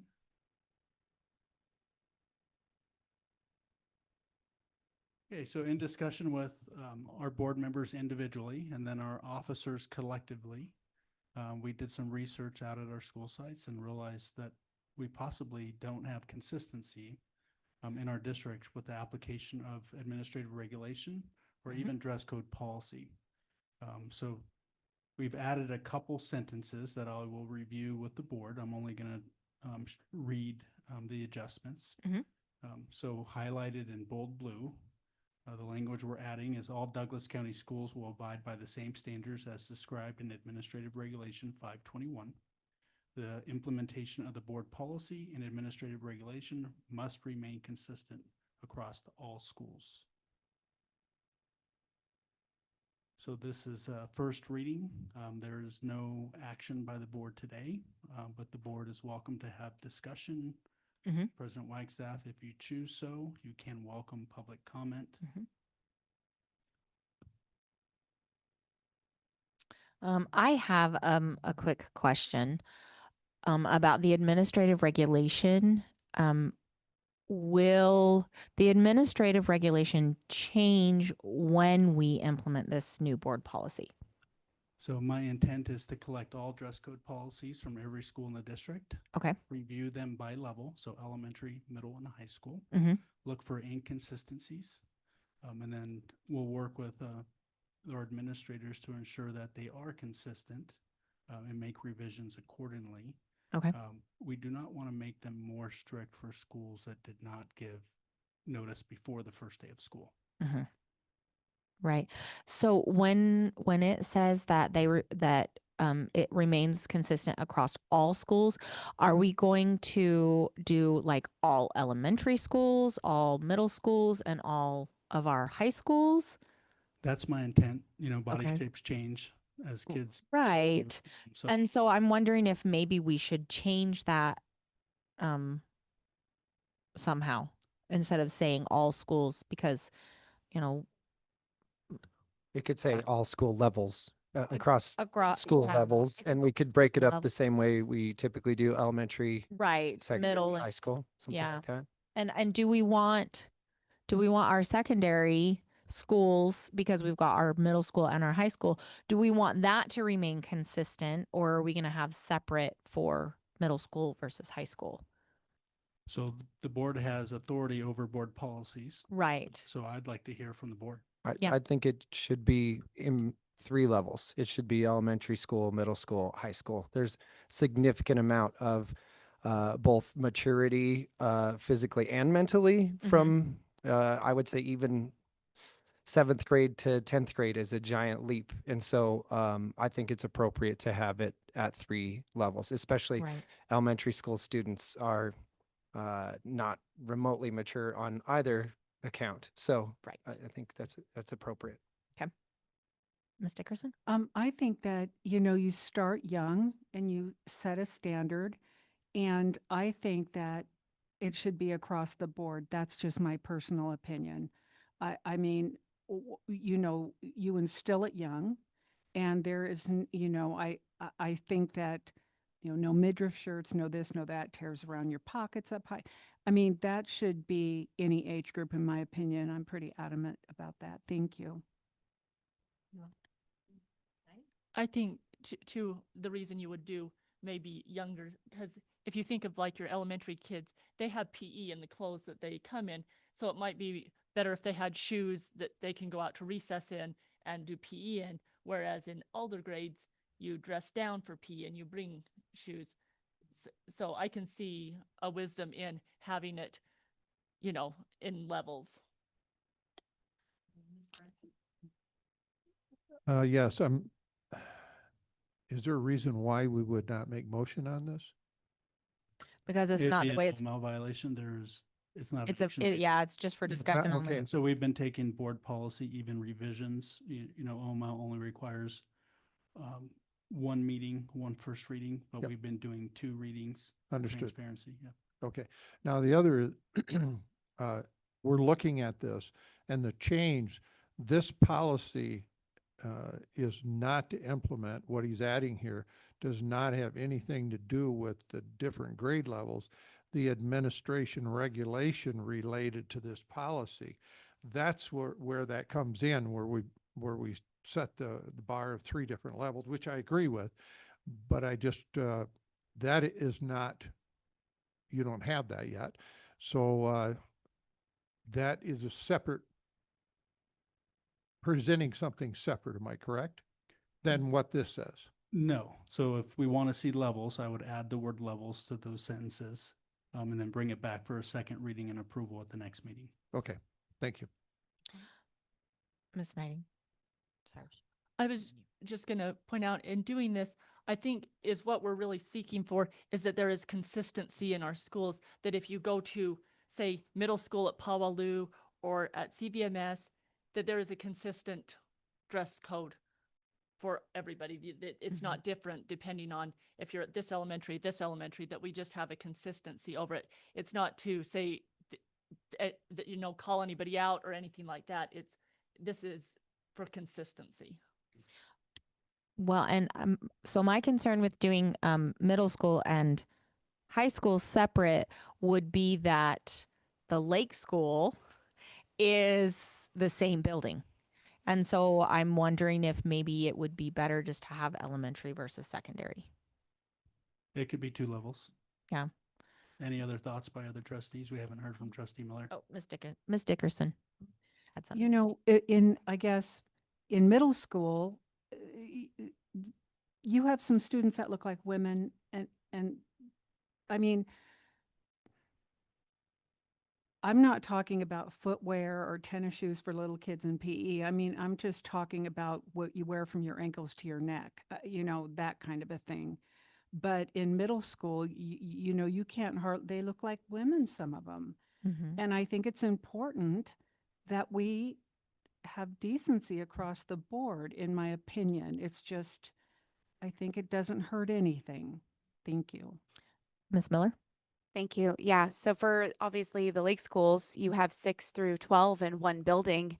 You have 2 site administrators that are now going to have to try to do 2 separate dress codes. I don't think that that is reasonable. So I think breaking down elementary versus secondary is a good option. And it's just more consistent, I think, for that. I think the hardest part about consistency is then you have to have definitions. And so the ambiguity of this is kind of key, right? What a third grader might wear as a dress or a skirt is certainly more appropriate if it's even just a little short because they're in third grade than someone at the high school level wearing a skirt that we would all potentially deem inappropriate. Although that's the rub, is I'm saying we would all deem that. Certainly we wouldn't. I think this has come about for a particular reason that what I've heard most is about leggings. Well, certainly some people think leggings are inappropriate and others might not. And so if we're worried about consistency, then you have to have definitions that are distinct, 2 inches above the knee or no inches above the knee or cannot wear leggings. And so it's very difficult to ask for consistency, but then not have definitions that every school can follow consistently, right? And so part of the ambiguity is valid. If a particular kid is wearing a particular outfit, it may be a violation compared to maybe another kid. It's the same example I bring with cussing, right? And when we do suspensions, a kid dropping something and cussing is completely different than someone cussing at a fellow student or at a teacher, but they're both considered cussing. So in this case, if we're looking for consistency and we're talking about across all schools, then we really need definitions of each, like what would be a violation. And those then would have to be agreed upon and be either strict or loose. Does that make sense? And so I think that's a slippery slope. Are those things that would be covered in the AR? Those would be covered in the AR, yes. Okay. Are there specific definitions in the AR, or are they ambiguous on purpose, or maybe not even on purpose, but are they vague? You just turned it off. They can be clearly defined better, and so I can enhance that for clarity. But we also have the luxury of having a student board member. It would be Yes. great to have a student voice with this topic, since this impacts students on a daily basis. So Prairie Jackson, she'll introduce herself as we come up. You know, I just realized we did not introduce our student representative at the beginning of the meeting. I'm so sorry, Prairie. I know you, so I just assume everybody knows you. Yeah. So we'll do an introduction once she gets to her student board member report. Yes. Just a second, Mr. Burns.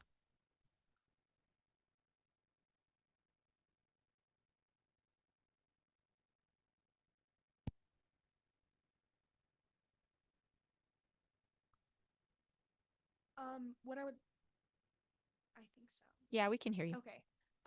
With the dress code, it really, what students are saying and what they are feeling is that it has to be consistent, and it's also shown in administration and with teachers, if some teachers will dress code students and others won't. So then it has to be like this straightforward rules and stuff, and of course then what is considered like not appropriate and stuff with the administration and the teachers.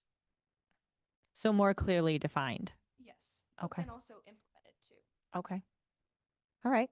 Yeah, I like that. completely agree with you. That's a great point, especially when some of the definitions are an arm's length. Well, we all have different arm lengths and different leg lengths. And so someone's arm length, if it only goes just past their pocket, that's really not still appropriate, right? And then this, what you're saying is exactly true. My daughter said the same thing. Some teachers will say, hey, that's inappropriate, and they'll dress code someone while other teachers don't care. And so I think that's a great point. The implementation is huge.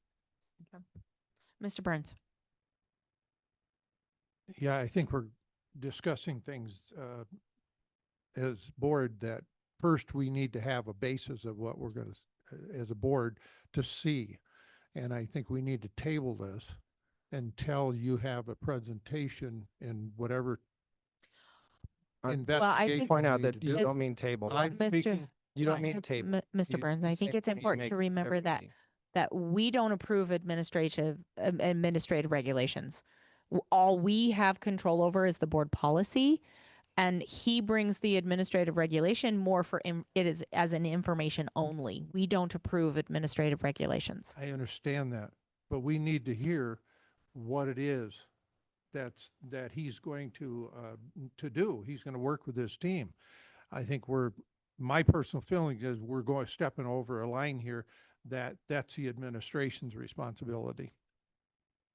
I think, if I'm not mistaken, the policy here is just that we're going to follow the AR.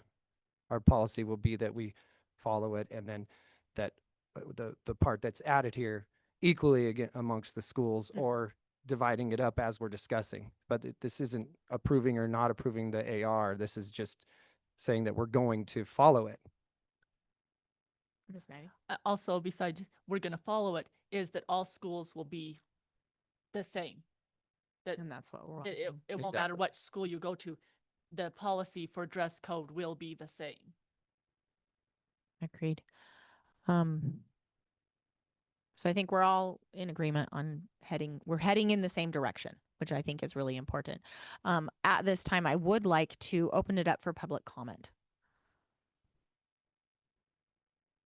so we can hear from our parents. Yes. Yes. Thank you.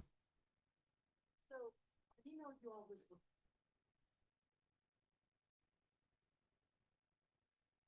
No, we're not starting your time yet.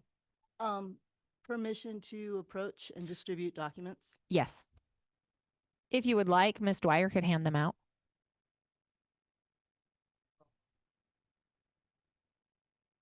We'll make sure you have the appropriate 3 minutes still. Got it. So I'm distributing just an apples to apples comparison of Powaloo Middle School's dress code and the current dress code for Carson Valley Middle School. And I just kind of want you to do just a quick comparison of the two. This is the current dress code for both. Please don't start my time yet until everyone gets a copy, including Ms. Peters and Mr. Brown. Thank you very much for bringing these. You're welcome. Appreciate it. Just for your information, the highlighted portions are just some of the major differences between the two schools. And I only picked middle schools in the Valley. I did not compare Whittle. Please don't hate on me, Miss Miller.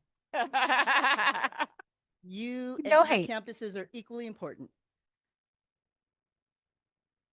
So I just want to give you a moment to just look at it, should you care to. In my opinion, they're significant.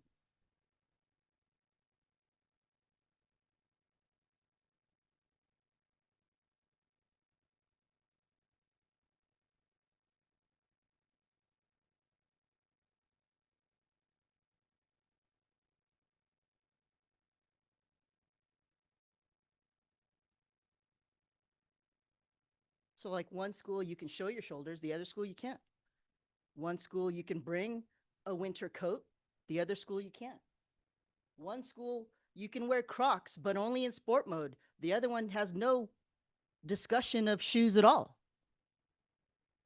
One school, you can wear leggings, the other one you can't. and it's just down the street. Oh, can you start my time over? Sorry. I have a, thank you. All right. Thank you.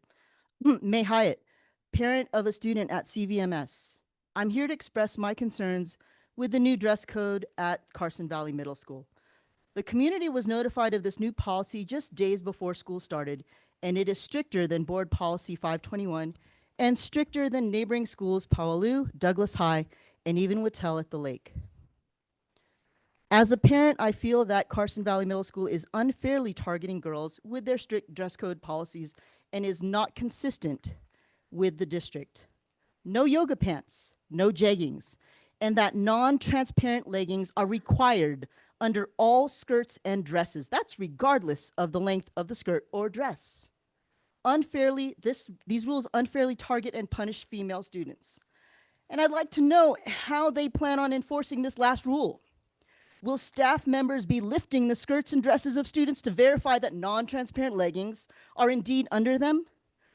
If they do, you will have on your hands multiple sexual harassment lawsuits as well as criminal charges, because no person is going to lift up my daughter's skirt or dress to check if there are leggings underneath. These are 12 to 14-year-old children. Just to be clear, none of these rules apply at Powaloo, Douglas, or Whitell. Students can wear these clothings without punishment. So this is an issue of fairness and consistency. We live in a small community. 2 middle schools in the valley are close in proximity.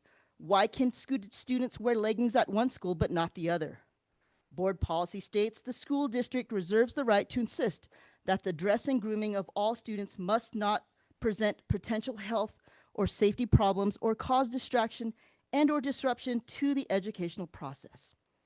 I challenge you and the administrators to explain to families in this community how the dress code policies at CVMS are a health, safety problem, or cause distraction or disruption.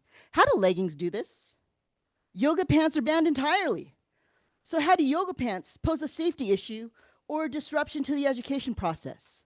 Children seated in their seats, just like myself right now, during most of the class, how are the pants that they are wearing pose a distraction or a disruption to their learning? I do not believe that they do. The focus is supposed to be on educational process. Just like I'm speaking here wearing leggings, I don't think you're distracted by them. My daughter has gotten straight A's all through middle school. She's not distracted by leggings or dress code or anything else. So if your argument is that they need to cover up because they pose a distraction to boys, well, that's on them, not her. The dress code needs to be consistent across the board, and it shouldn't target girls over boys. Thank you. Thank you very much.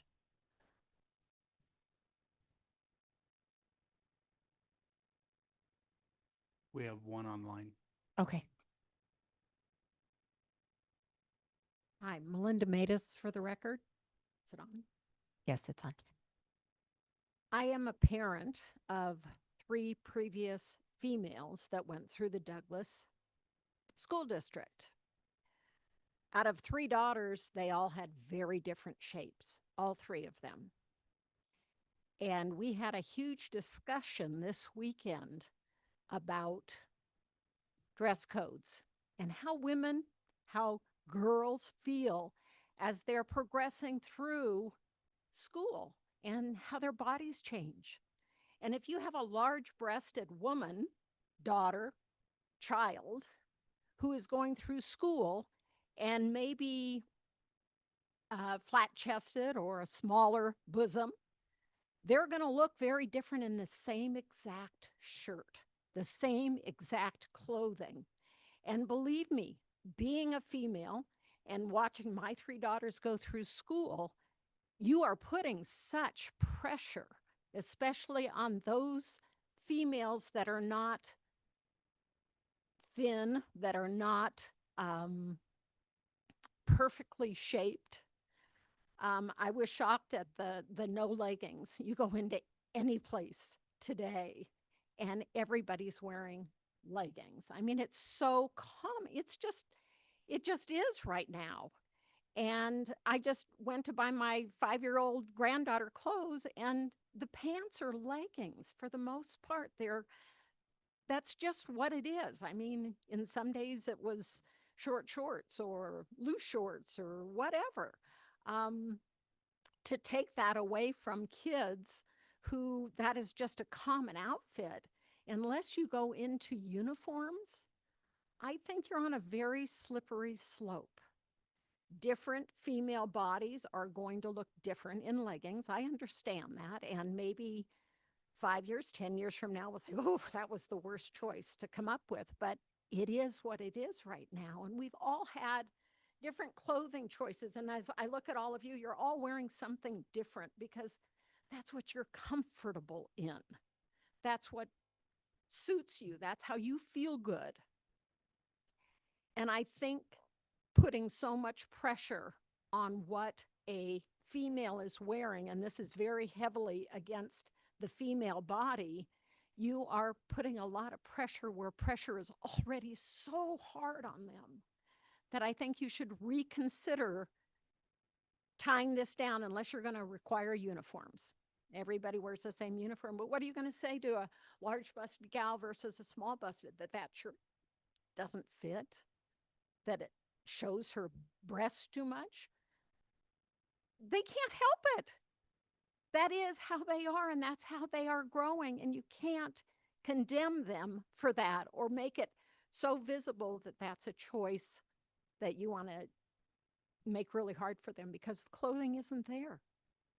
So consider it, please. Thank you. Thank you. We'll go to our commenter online. And please make sure when you begin speaking that you state your name for the record.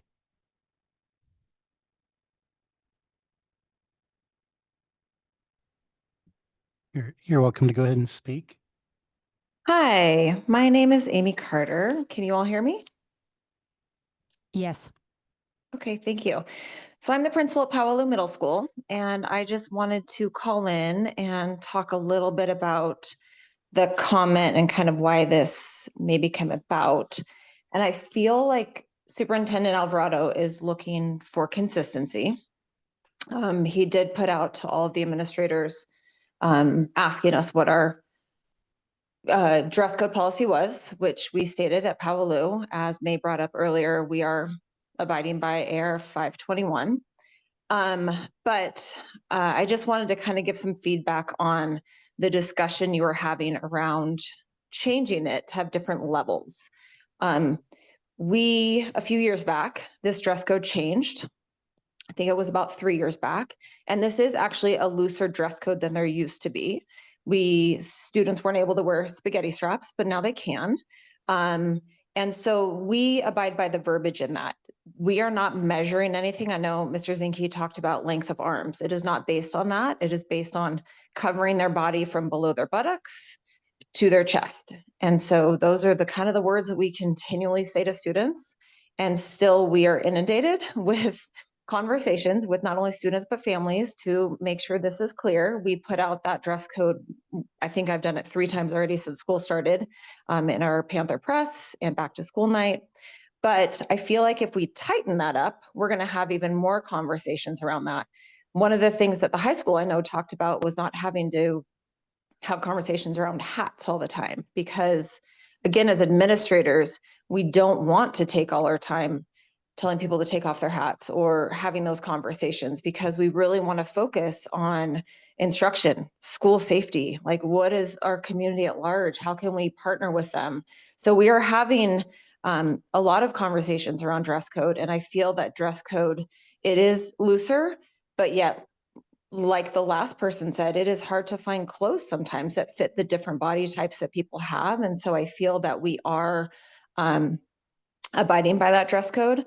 I do also agree with Prairie that she said we're not always consistent. And so it is hard for staff to have conversations with kids. And so at our school, staff come to admin, which they should. We try to take care of it. We try to have those conversations with the kids and get them back to class. I don't want to argue over leggings or pajama pants even. We are happy our kids are at school. We want them at school. We hope that they are covered up from below their buttocks to their chest, because that's what the dress code implies and says. And so those are the words that we use back to them. We restate that dress code to them. So we are trying to make it as clear as possible to all families, but also I feel like tightening it up to how long is that skirt? I don't want to have to measure or take time away from my staff instructing for them to have to email me or call me to come check dress code. So those are just my thoughts.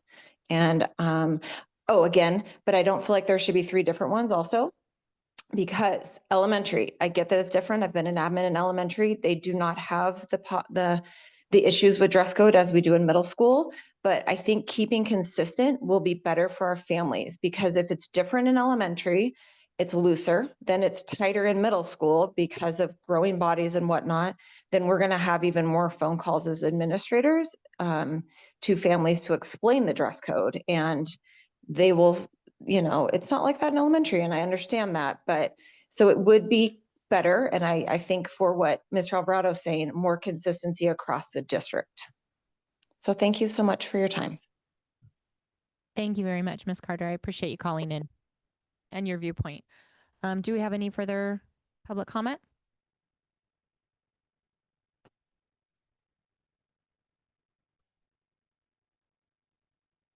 Is my mic working? Okay, well, We can hear you.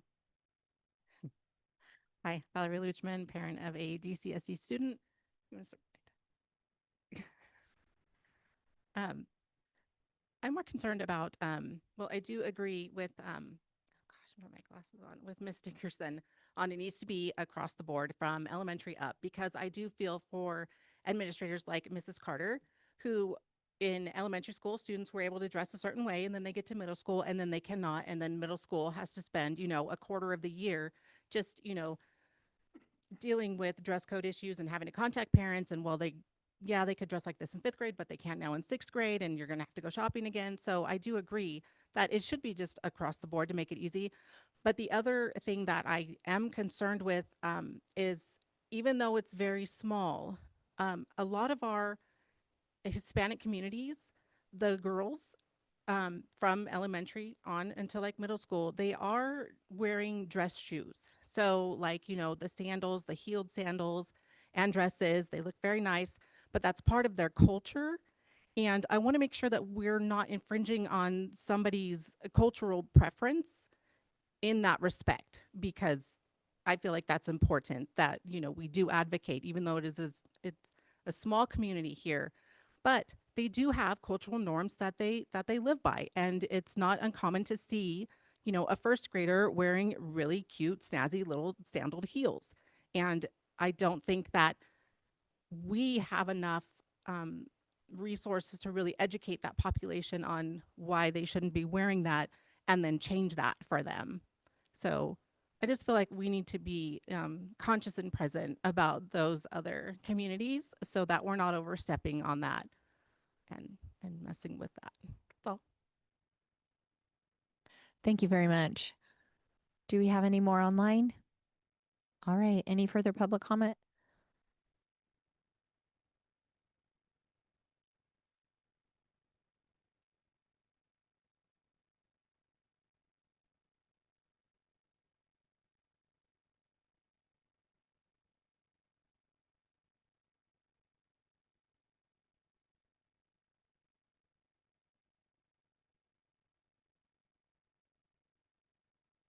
Couldn't resist Beth Bunch about leggings and being a sports official for like over 30, 40 years, seeing spandex move into the sports community in volleyball.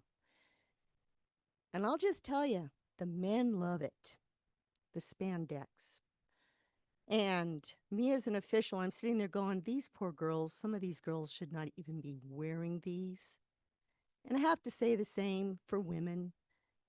Some of these women should not be wearing these. There's a point of taste, really.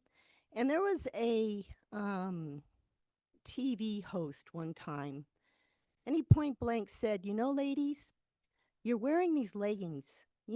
All it is you're naked with paint on. And that's a man. So it's interesting that this is even, I'm glad to see it brought up, but yeah, there's a taste level. I mean, when my daughter was going to school, everybody wanted to look like Britney Spears from kindergarten on up. It was pretty tasteless. A lot of young little girls, young ladies, and pretty tasteless. So good luck. That's all I can say. Thank you.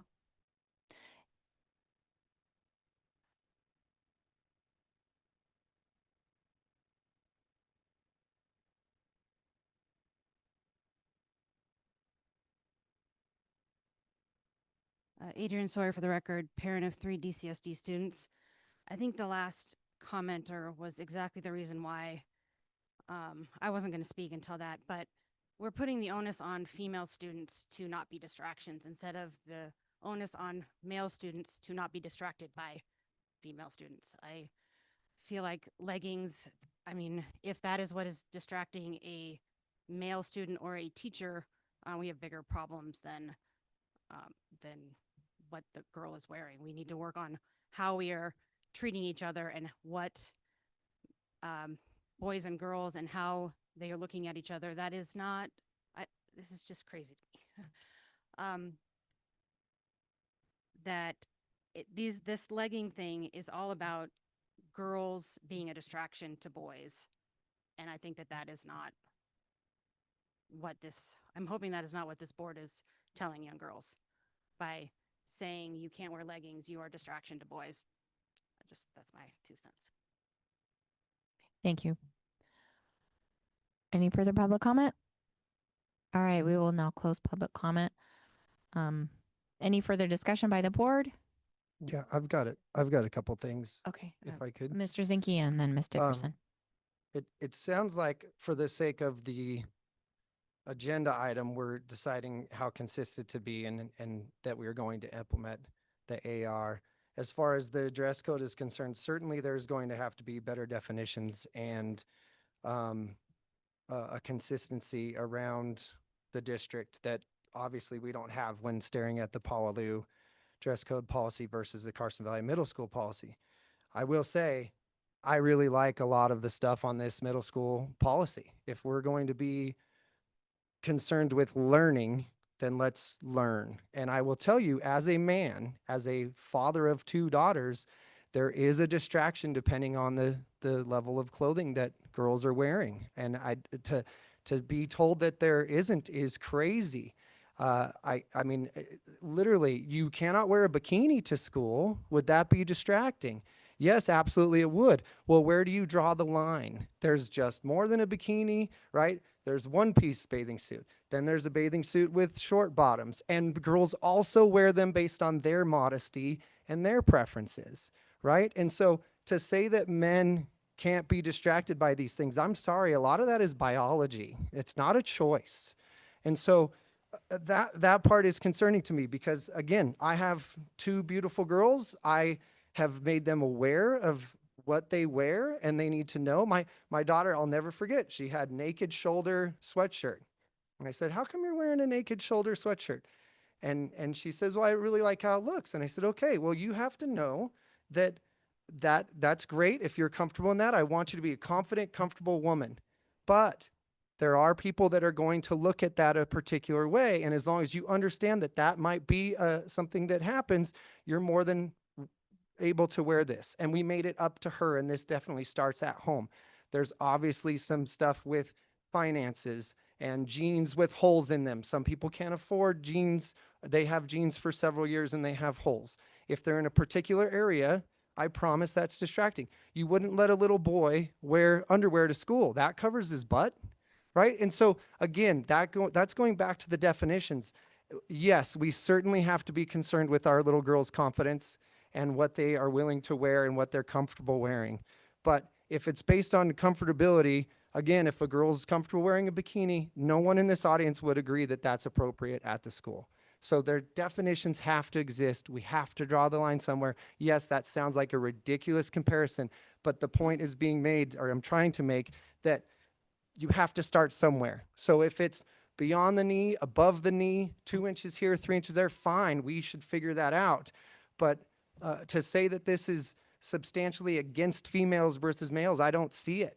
I think if a man wore leggings to school, that would be a distraction. We just choose not to wear them. If a man wore a halter top to school, that would be a distraction. So to say this is unfair towards girls, I see your point, but I disagree wholeheartedly. And then with the cultural preference, again, we're in America. I know we all have different cultures. That's what part of what makes America amazing. But if your culture is that you can go topless, right? Again, making a crazy, a whole lot of crazy comparisons here, but to make my point, we would never allow that. And so the definitions are going to matter. We do have to come up with them. I think that some of this on the middle school is questionable. Personally, I think leggings, that should be a concession. I think girls should be able to wear them. But again, where do we draw the line? That's going to be up to Frankie to figure out, or that maybe the AR has to be manipulated or that. But for the sake of this, I think we're really trying to just figure out our policy in the implementation of it and the consistency. And so I think that's what we need to go back to. Dickerson? So we're supposed to be preparing students for the real world. And in the real world, you don't get to do everything you want to do. And your feelings aren't always going to be in the forefront. We have rules. So preparing them for the real world partly is following rules, whether you like them or not. This is a time that our students are in school. They're there to learn. It isn't solely about their feelings. I think we've gotten a little bit too one way on that. A little bit of struggle is actually good for character, and to let them know that you just don't get to do everything you want to do. That isn't the real world. Thank you. Mr. Burns? It is biology. Nope. Just a second, Mr. Burns. I'm sorry. That's okay. No, We're just gonna take a minute to do that. and Well, we're boys and girls. What's the difference between a elementary grade kid and a kid it is biological, and it's boys don't know how to deal with yet at that age, and parents don't even know when that change starts happening with their boys. Is it the boy's problem? Yeah, it is. But he doesn't know what to do with it. And so he's things happen in his mind, his thoughts and stuff, and that's triggered by certain things. Now, out of just trying to do our part in helping that boy through that time, is very important that they do not get distracted, but they also have to deal with that, and that's part of their life. And we don't need to we just need to leave it to the parents, and both with the girls when they get older in a different time of their life. When life changes, it's got to be just allowed to be changed, and allow the parents to go through that process with them. But we should try to protect them as much as possible. I had a girl, the oldest, and a boy. And I know what happened with both situations. And I just explained that to both my kids. And I said, understand what you're doing to my boy. You've got to think about what your actions and what your thoughts are. To the girl, I told her, I said, just think how the boys are looking at you, and do not cause that improper way of dressing to trigger that. So she understood that, and she just made sure. So that was my position of raising kids. And it is biology. It's something we have to deal with in life and work with it. Women, my wife doesn't understand that. Women have their understanding of it, but the guys also have an understanding of what happens with boys. So that's my opinion. but I think this is an administration needs to work this through.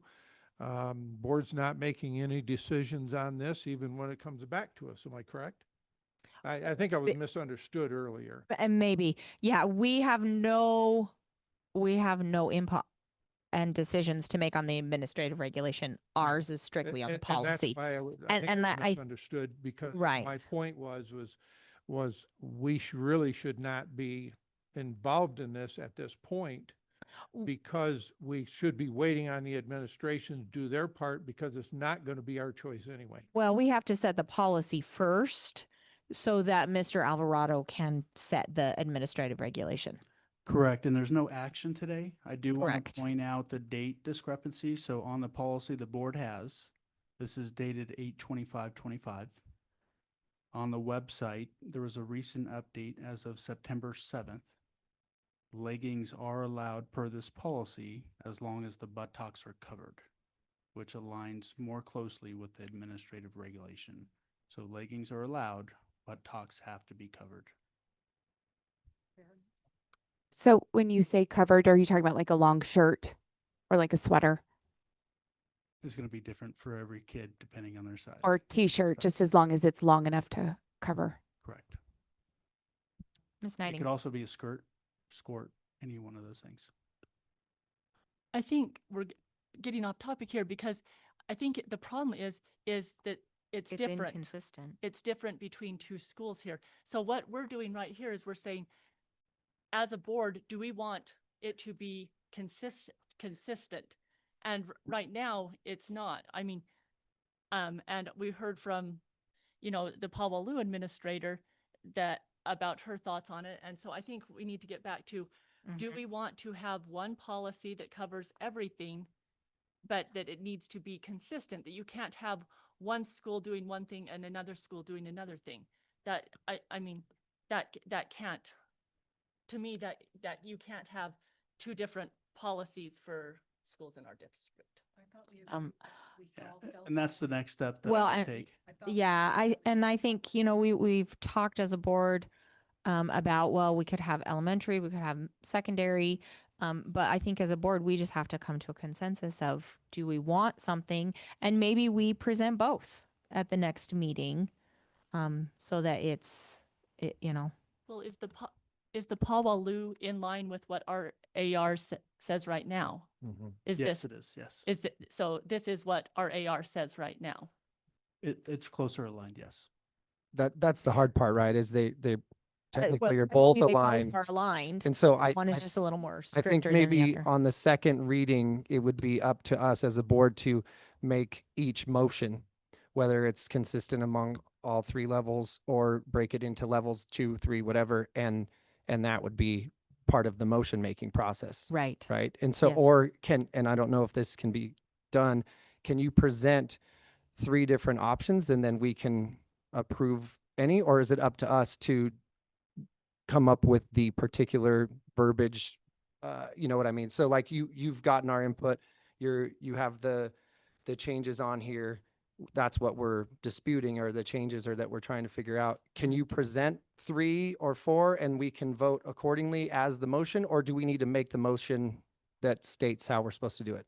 I could present 3 different options, but what I plan on doing is collaborating with our administrators, having discussion about this, the impact on students, and then having individual conversations with board members. As long as board members are not talking with each other, Mhm.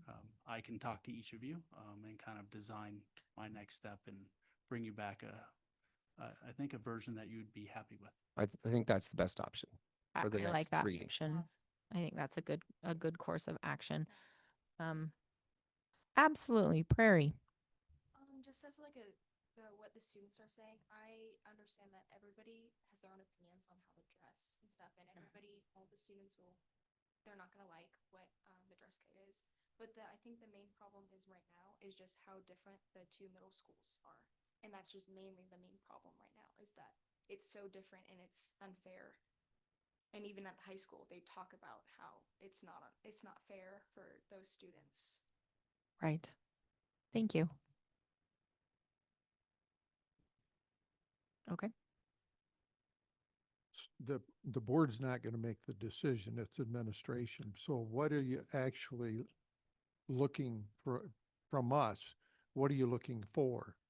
After I collaborate with administrators, I will talk to each of you individually. So I'm not going to predetermine, the final product until I do the collaborative effort. Okay, but as a board, like a setting right now, as from the board, it's just going to be our ideas or opinions. I understand that.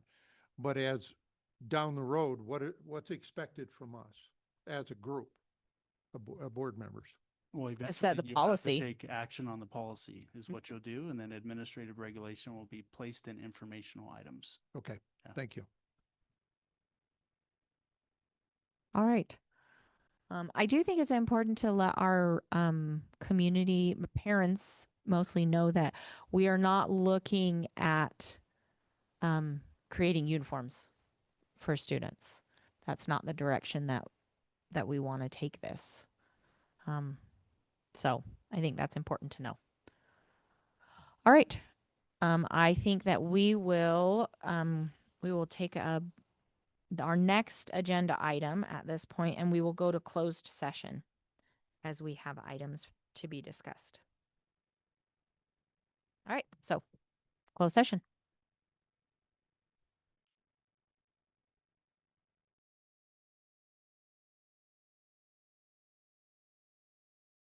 We would like to go to agenda item number 14, our student representative report, and I will turn it over to Frankie to introduce Miss Prairie. Okay, thank you, President Wagstaff. So we had a competitive process for our student representative on the Board of Trustees.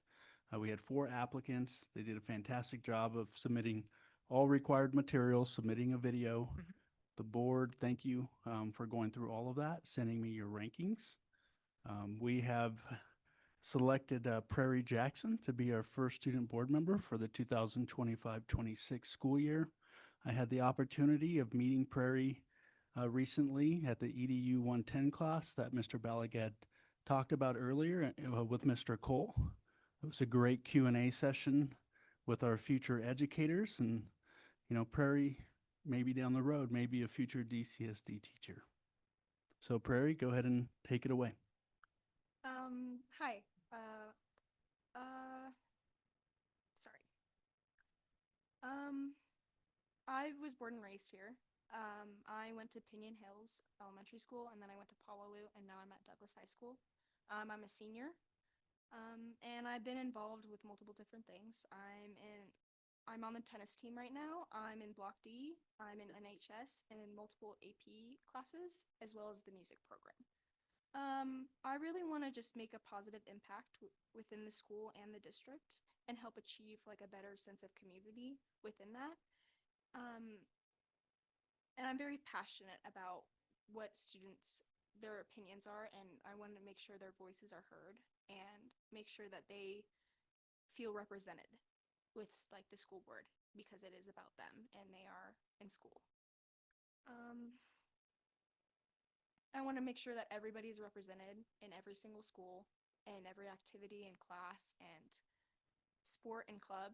And I just want to make sure that they feel, again, just represented and make sure that they have their like trust, that you guys trust that. Or sorry. What else? I have a lot of volunteering experiences. I volunteer a lot within like programs and events with Block D and NHS, but I also like to volunteer at the schools because again, I want to be a teacher and I feel like that's very important. And I just want to make sure that, again, that students are very important, and I just want to make sure that they feel important. Let's see. I look forward to sharing their insight and opinions with the board and the community. And I will give more of a full report in the next meeting. Perfect. Thank you so much for coming. We really appreciate you applying and taking this on because we really do. I know I personally, I value your opinion. The things that we do here affect you as students, and sometimes you bring a different perspective, and it's nice to hear. So thank you very much. Appreciate it. All right, we will go into our, do you want to do your superintendent report before or after board reports? I will let you choose. Can we do informational items first? Yes, we sure can. Take it away, Mr. Alvarado. So I'll go ahead and do the summary of donations. So we made sure on this agenda to have that Rich McGuffin donated $5,000 to DHS programs. Also Angel Food Account donations, Teresa Curacina, $2,000 to be split between schools. Our Director of Transportation, Blair Hines, donated $500 to the Lake Schools and $500 to the Valley Schools. Thank you, Blair, for your donation. Next item, Mr. Brown, do you want to give an update on summer school? Mm-hmm.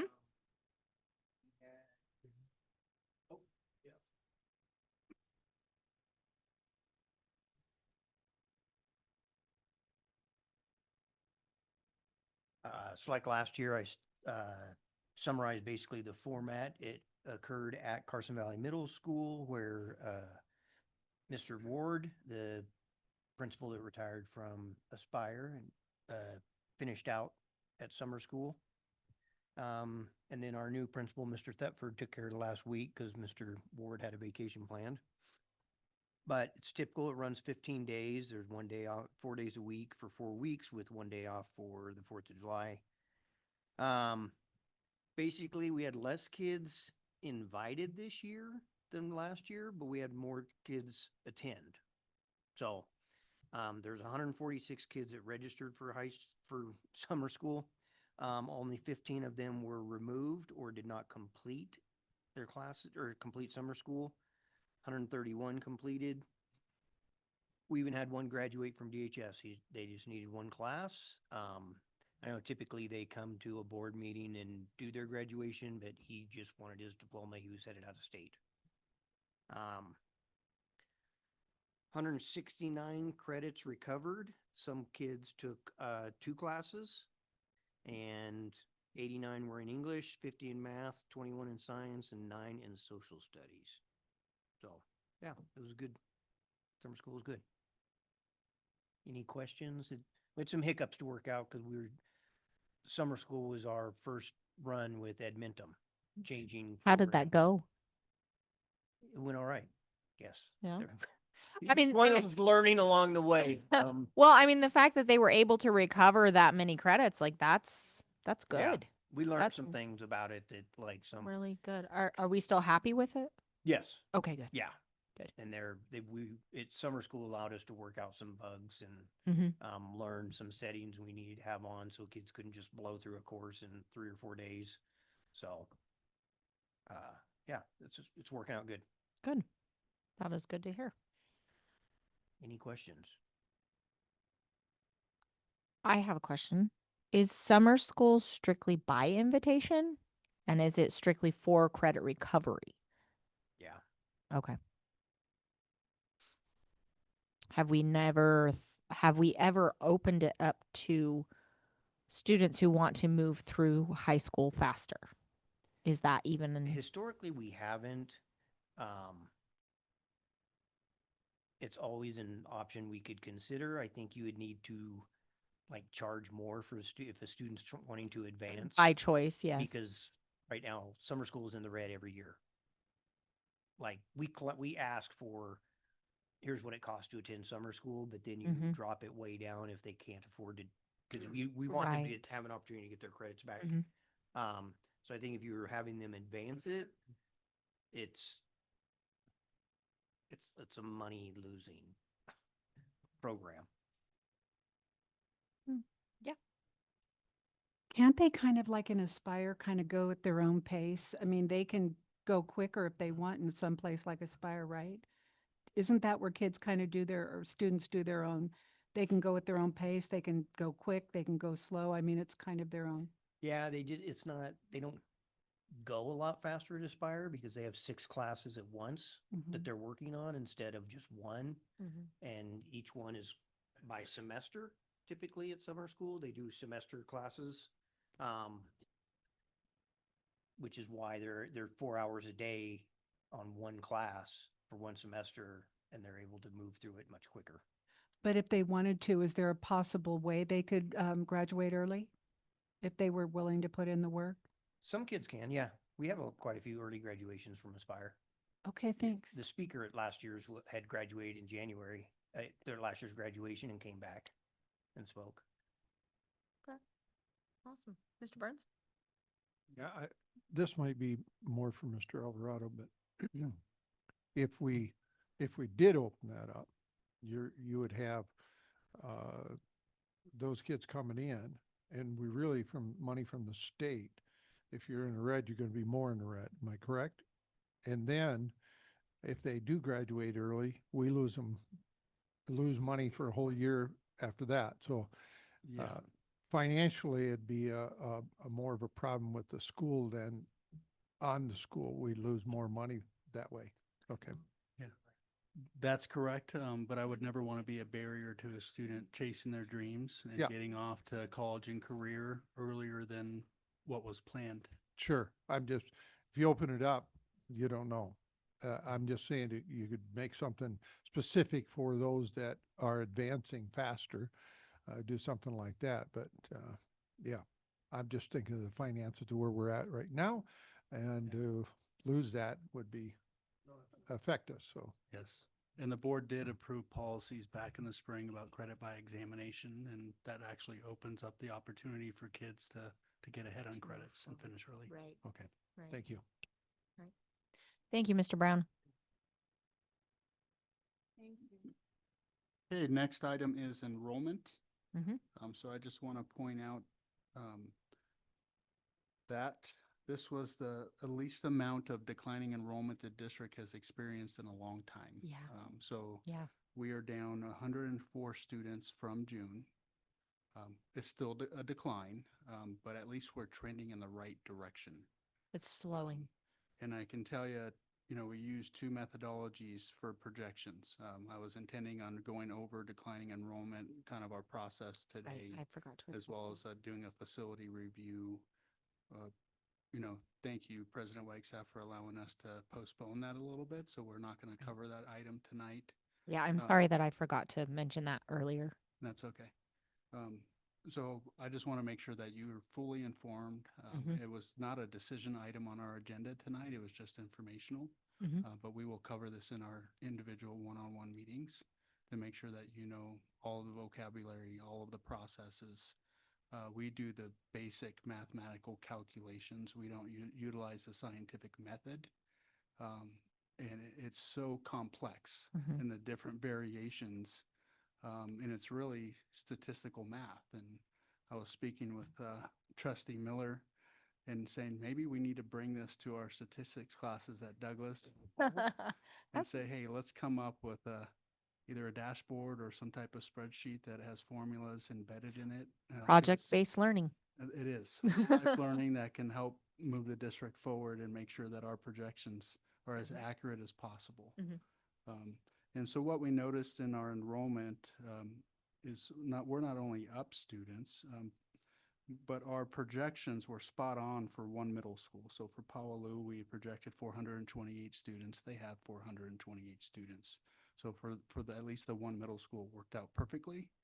And then we have higher enrollment at each of the other schools, with exception, it looks like, I think it's GES is slightly down from what we had projected. But besides that, everybody has increased enrollment. Douglas is Whittle. down a little bit too, and Whittell's down, Mhm. yeah. Yep. But it's not an easy process. We have 4,766 students. At the far right column, beyond the student column, you're going to see a second set of numbers for CVMS, Powaloo, and DHS. I want to just explain the difference, why you're seeing two sets of numbers for those schools.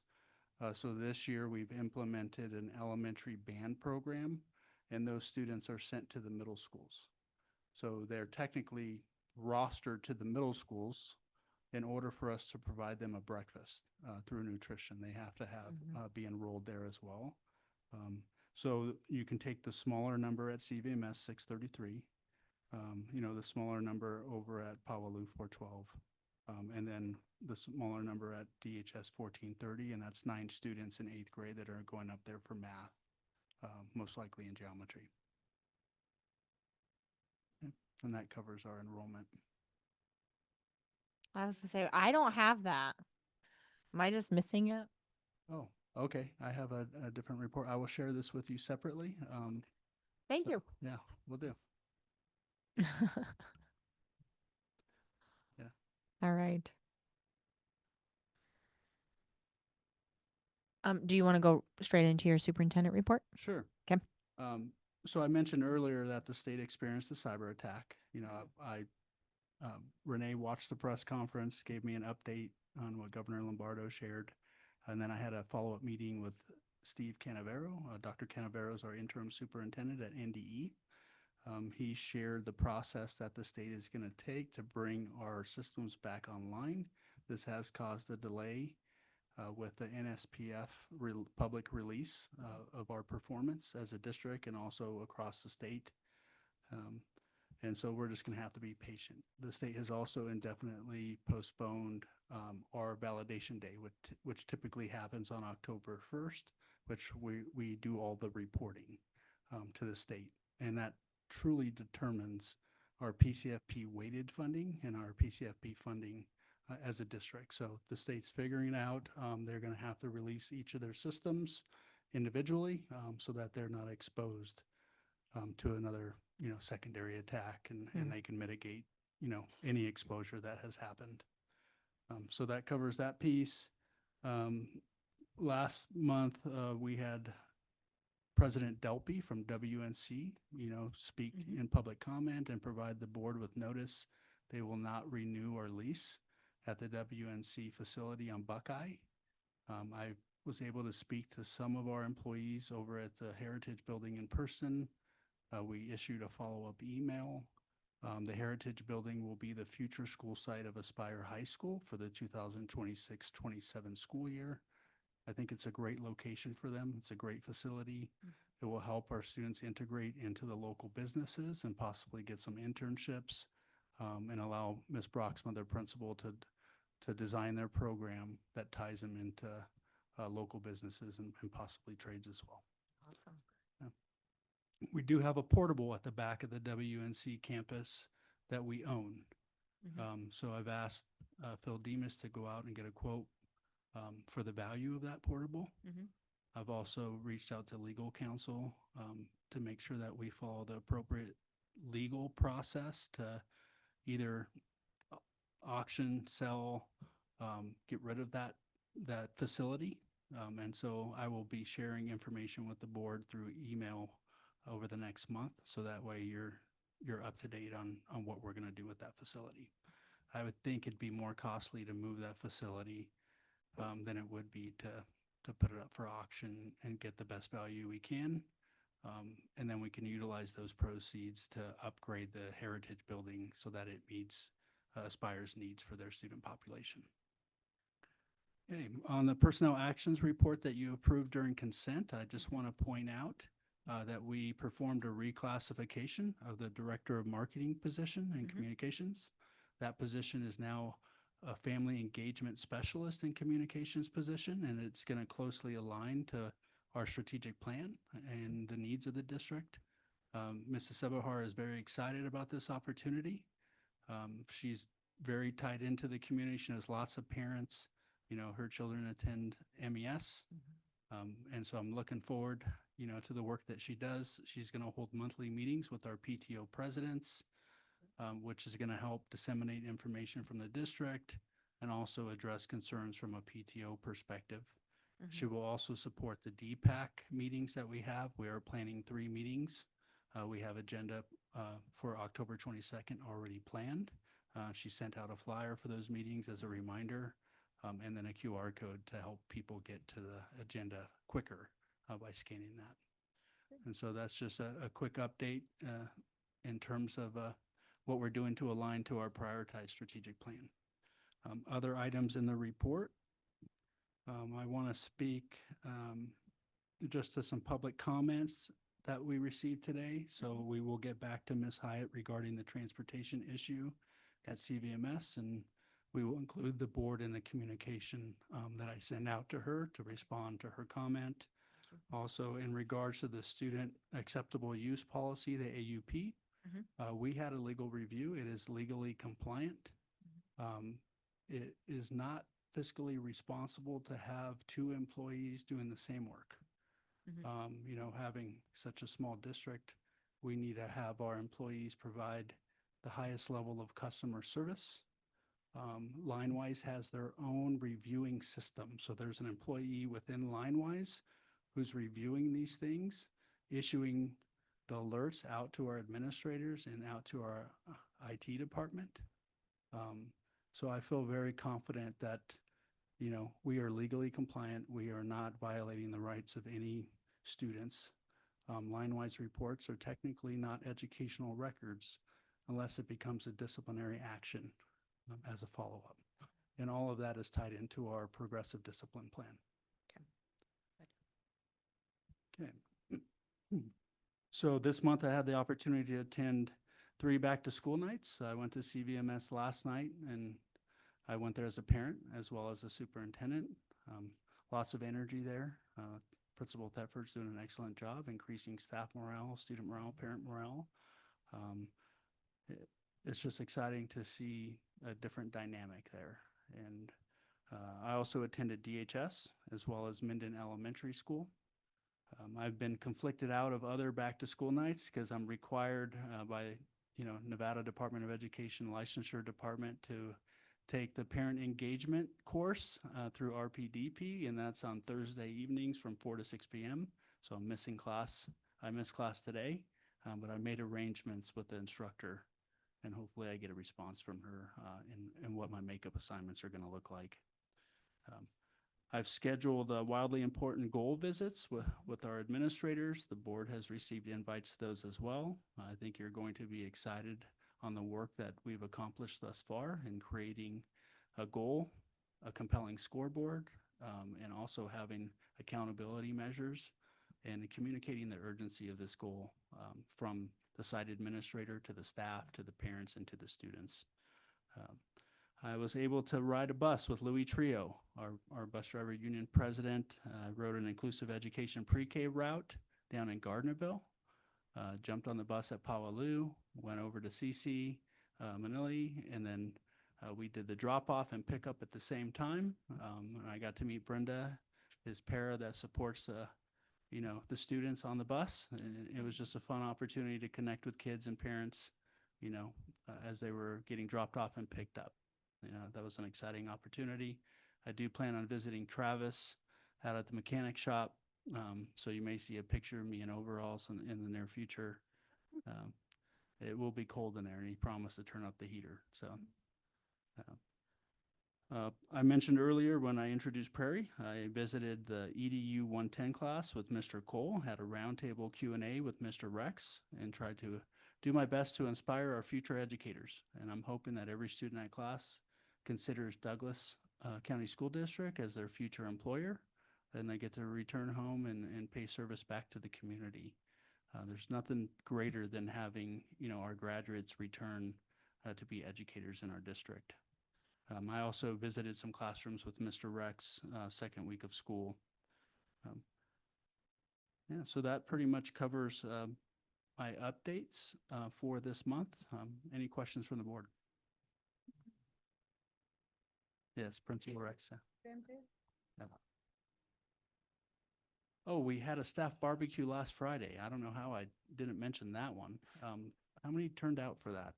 200 employees. Awesome. I got to meet Leonard Cares, and we did some barbecuing together. I can tell you that grill gets really hot. I had plastic gloves on. I think they melted to my hand, and it took me all weekend, you know, to get them peeled off. And it was great to, I think I grilled over 100 hamburgers, maybe 100 hot dogs. It was a fun activity. Lots of prizes were given out by Ms. Dwyer and our HR team. I want to thank them for putting that on. They did a lot of planning, got a lot of donations to give out, and we raffled off some personal days for employees as well. Awesome. And some board members attended, so it was nice to see some of our board members there. Yes. There's things that I miss because I work. You know, I still am employed. This old gal's got to retire. You know, I miss the fun stuff. All right, is that it? All right, that wraps it up. Okay, we will go into our board reports. Mr. Burns, would you like to start us off? Yeah, I had a meeting with the county with the budgets. And it came up in discussions a little bit about the Muller Parkway and stuff that they're working on and everything. But they spent, I want to think it was 3 or 4 years, I think it was, that they were working at building up the funds for that because that's their legal commitment. They had to do it. And so that's coming along well, except for Toller Lane. People not happy about that shutdown, but it is. It'd be nice when it's done. It'll be nice when it's done. So that's about all I had. All right, Ms. Knighting? Okay. I attended the Health Advisory Committee meeting on August 26th. Yeah, I'm already in October. She's like super efficient. Yeah. She I can already go to the attended it. future and come back. That's right, which was really good. I think, especially given our budget situation, to sit in on that meeting and listen to that. I attended the NASB training on public records on the 28th of August. I attended back to school nights for Douglas High School, Aspire, Powaloo, Simonelli, and Scarcelli. And it's always fun to go sit in with the teachers and see what's happening. I attended the Smash Hunger pickleball tournament on Saturday that was put on by the Leadership Douglas County and for our Angel accounts. And it was a great event. And I was just, I'm thankful to the community and everybody who put that on. That was on Saturday. I didn't. No, I've got to brush up on my pickleball skills. Actually learn pickleball, and then I can. All right. And then I went to the tailgate party, the staff tailgate party, which was really fun. And the game afterwards, it's always fun to see the football players and the cheerleaders danced at halftime, and the marching band performed at halftime. So it was a great evening. All right, Ms. Dickerson. So I had an opportunity to go to Powaloo back to school night and met with the drama teacher and was able to actually follow through and give her some costuming. It was really great to get some of that stuff out of my she shed that they can use because they are sorely needing costuming for sure. Also, I did do the public record meeting with NASB, and that was very informative. That was good. That's all I've got. Thank you. Mr.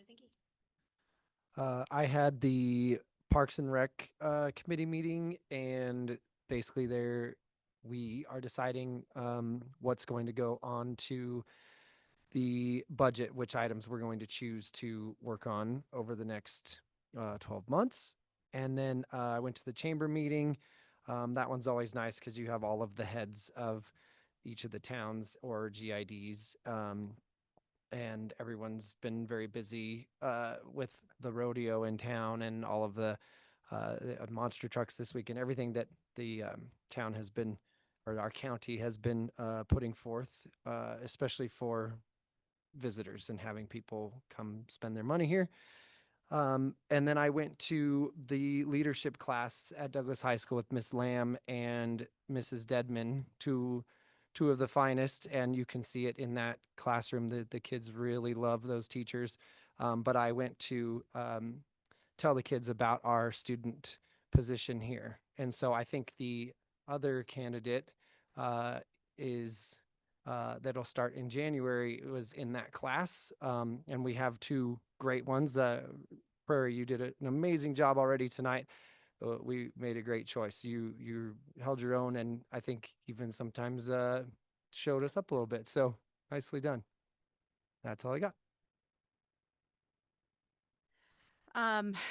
back to school month is very busy. So I also attended the NASB Public Records request. I've attended 2 home varsity games, including the staff tailgate barbecue, which was nice to attend, and then the game after. It was nice to see everyone be able to perform because usually not everyone does, but so that was nice to see both band and cheerleading. I attended the Zephyr Cove Parents Club meeting on the 2nd, and then I attended the Parks meeting after that, since it was up at the lake. On September 5th, I attended our first home soccer games at Wattel, girls and boys. So that was a nice night. Mr. Pace barbecued in between the two, while our boosters and our ski team ran the snack bar. I attended the boosters meeting on the 10th, and then on the 11th, I did the Zephyr Cove back to school night. This past weekend, Wattel hosted KUFA, so that was nice to see all the kids playing soccer. We had the snack bar open again, so that was nice to see all those kids coming out there and raising money for their different sports. On the 17th, I went to Wattel's back to school night, and tonight is movie night that starts in 1 minute. So leadership is amazing. It's really nice to see the school spirit that middle school and high school really have for Wattel this year that I haven't necessarily seen in the last couple of years. So it's nice to really see that through the halls and the signs that they're making. They're in preparation. Tomorrow is an alumni event up at the lake from 10 to noon. They're doing a tour of Wattel and the fire science room. And then the evening they have like a dinner at Edgewood. And then on Saturday they'll be at Round Hill Pines and then on the Dixie. So it's nice to bring back the alumni so they can see what's going on at their alma mater. Awesome. Thank you. All right. So I have had the opportunity to attend several back to school nights, not as many as I would like, but I did get to go to CC Manili, Douglas, CVMS, and I'm sure I'm forgetting one or two, but I had the opportunity to attend the NASB training, or not NASB training, the NASB meeting that was in Vegas, but decided, Catherine and I talked about it, and we decided to be fiscally responsible and not fly down, stay in hotels, eating out. So we just attended the meeting online. It was a good meeting. It was very quick. I had the opportunity to watch. I did not attend the county commissioners meeting this morning, but I did watch it. It was a 45-minute meeting. It was very, very quick. It was impressive. But one of the things that was discussed and voted on was the improvement to the China Springs Road. So the road out to our China Springs facility will be improving, which is good because that's not a very fun road to drive on. So I thought that was a great thing that they're doing. And they're doing it in conjunction with Knox Excavating. So it's good to see that happening. I cannot for the life of me think of anything else. I'm sure there are other things that I'm forgetting. Just one more thing from me. Oh, yeah. I don't mean to interrupt you. Nope, go for it. We're having a homeschool town hall on October 1st. Yes. At DHS. We Mhm. put an ad in the Record Courier as well as send out a parent square and postcards to our homeschool families. We're hoping, to recruit our homeschool students back to the district and share the good things happening here and the opportunities and the vacancies within our CTE electives and our other electives at the secondary level. Awesome. Looking forward to that. Oh, I did attend the public records meeting, training. That's what it was. I think that sums up everything. And we did discuss moving item number 9 on the agenda, declining enrollment projections and school facility review. We decided that we would be moving that to next month's meeting so that we as a board individually can meet with Frankie and be better prepared to ask important questions and have good discussions for our community members. So that's why we decided to move that agenda item. And at that, the agenda is complete and meeting is adjourned.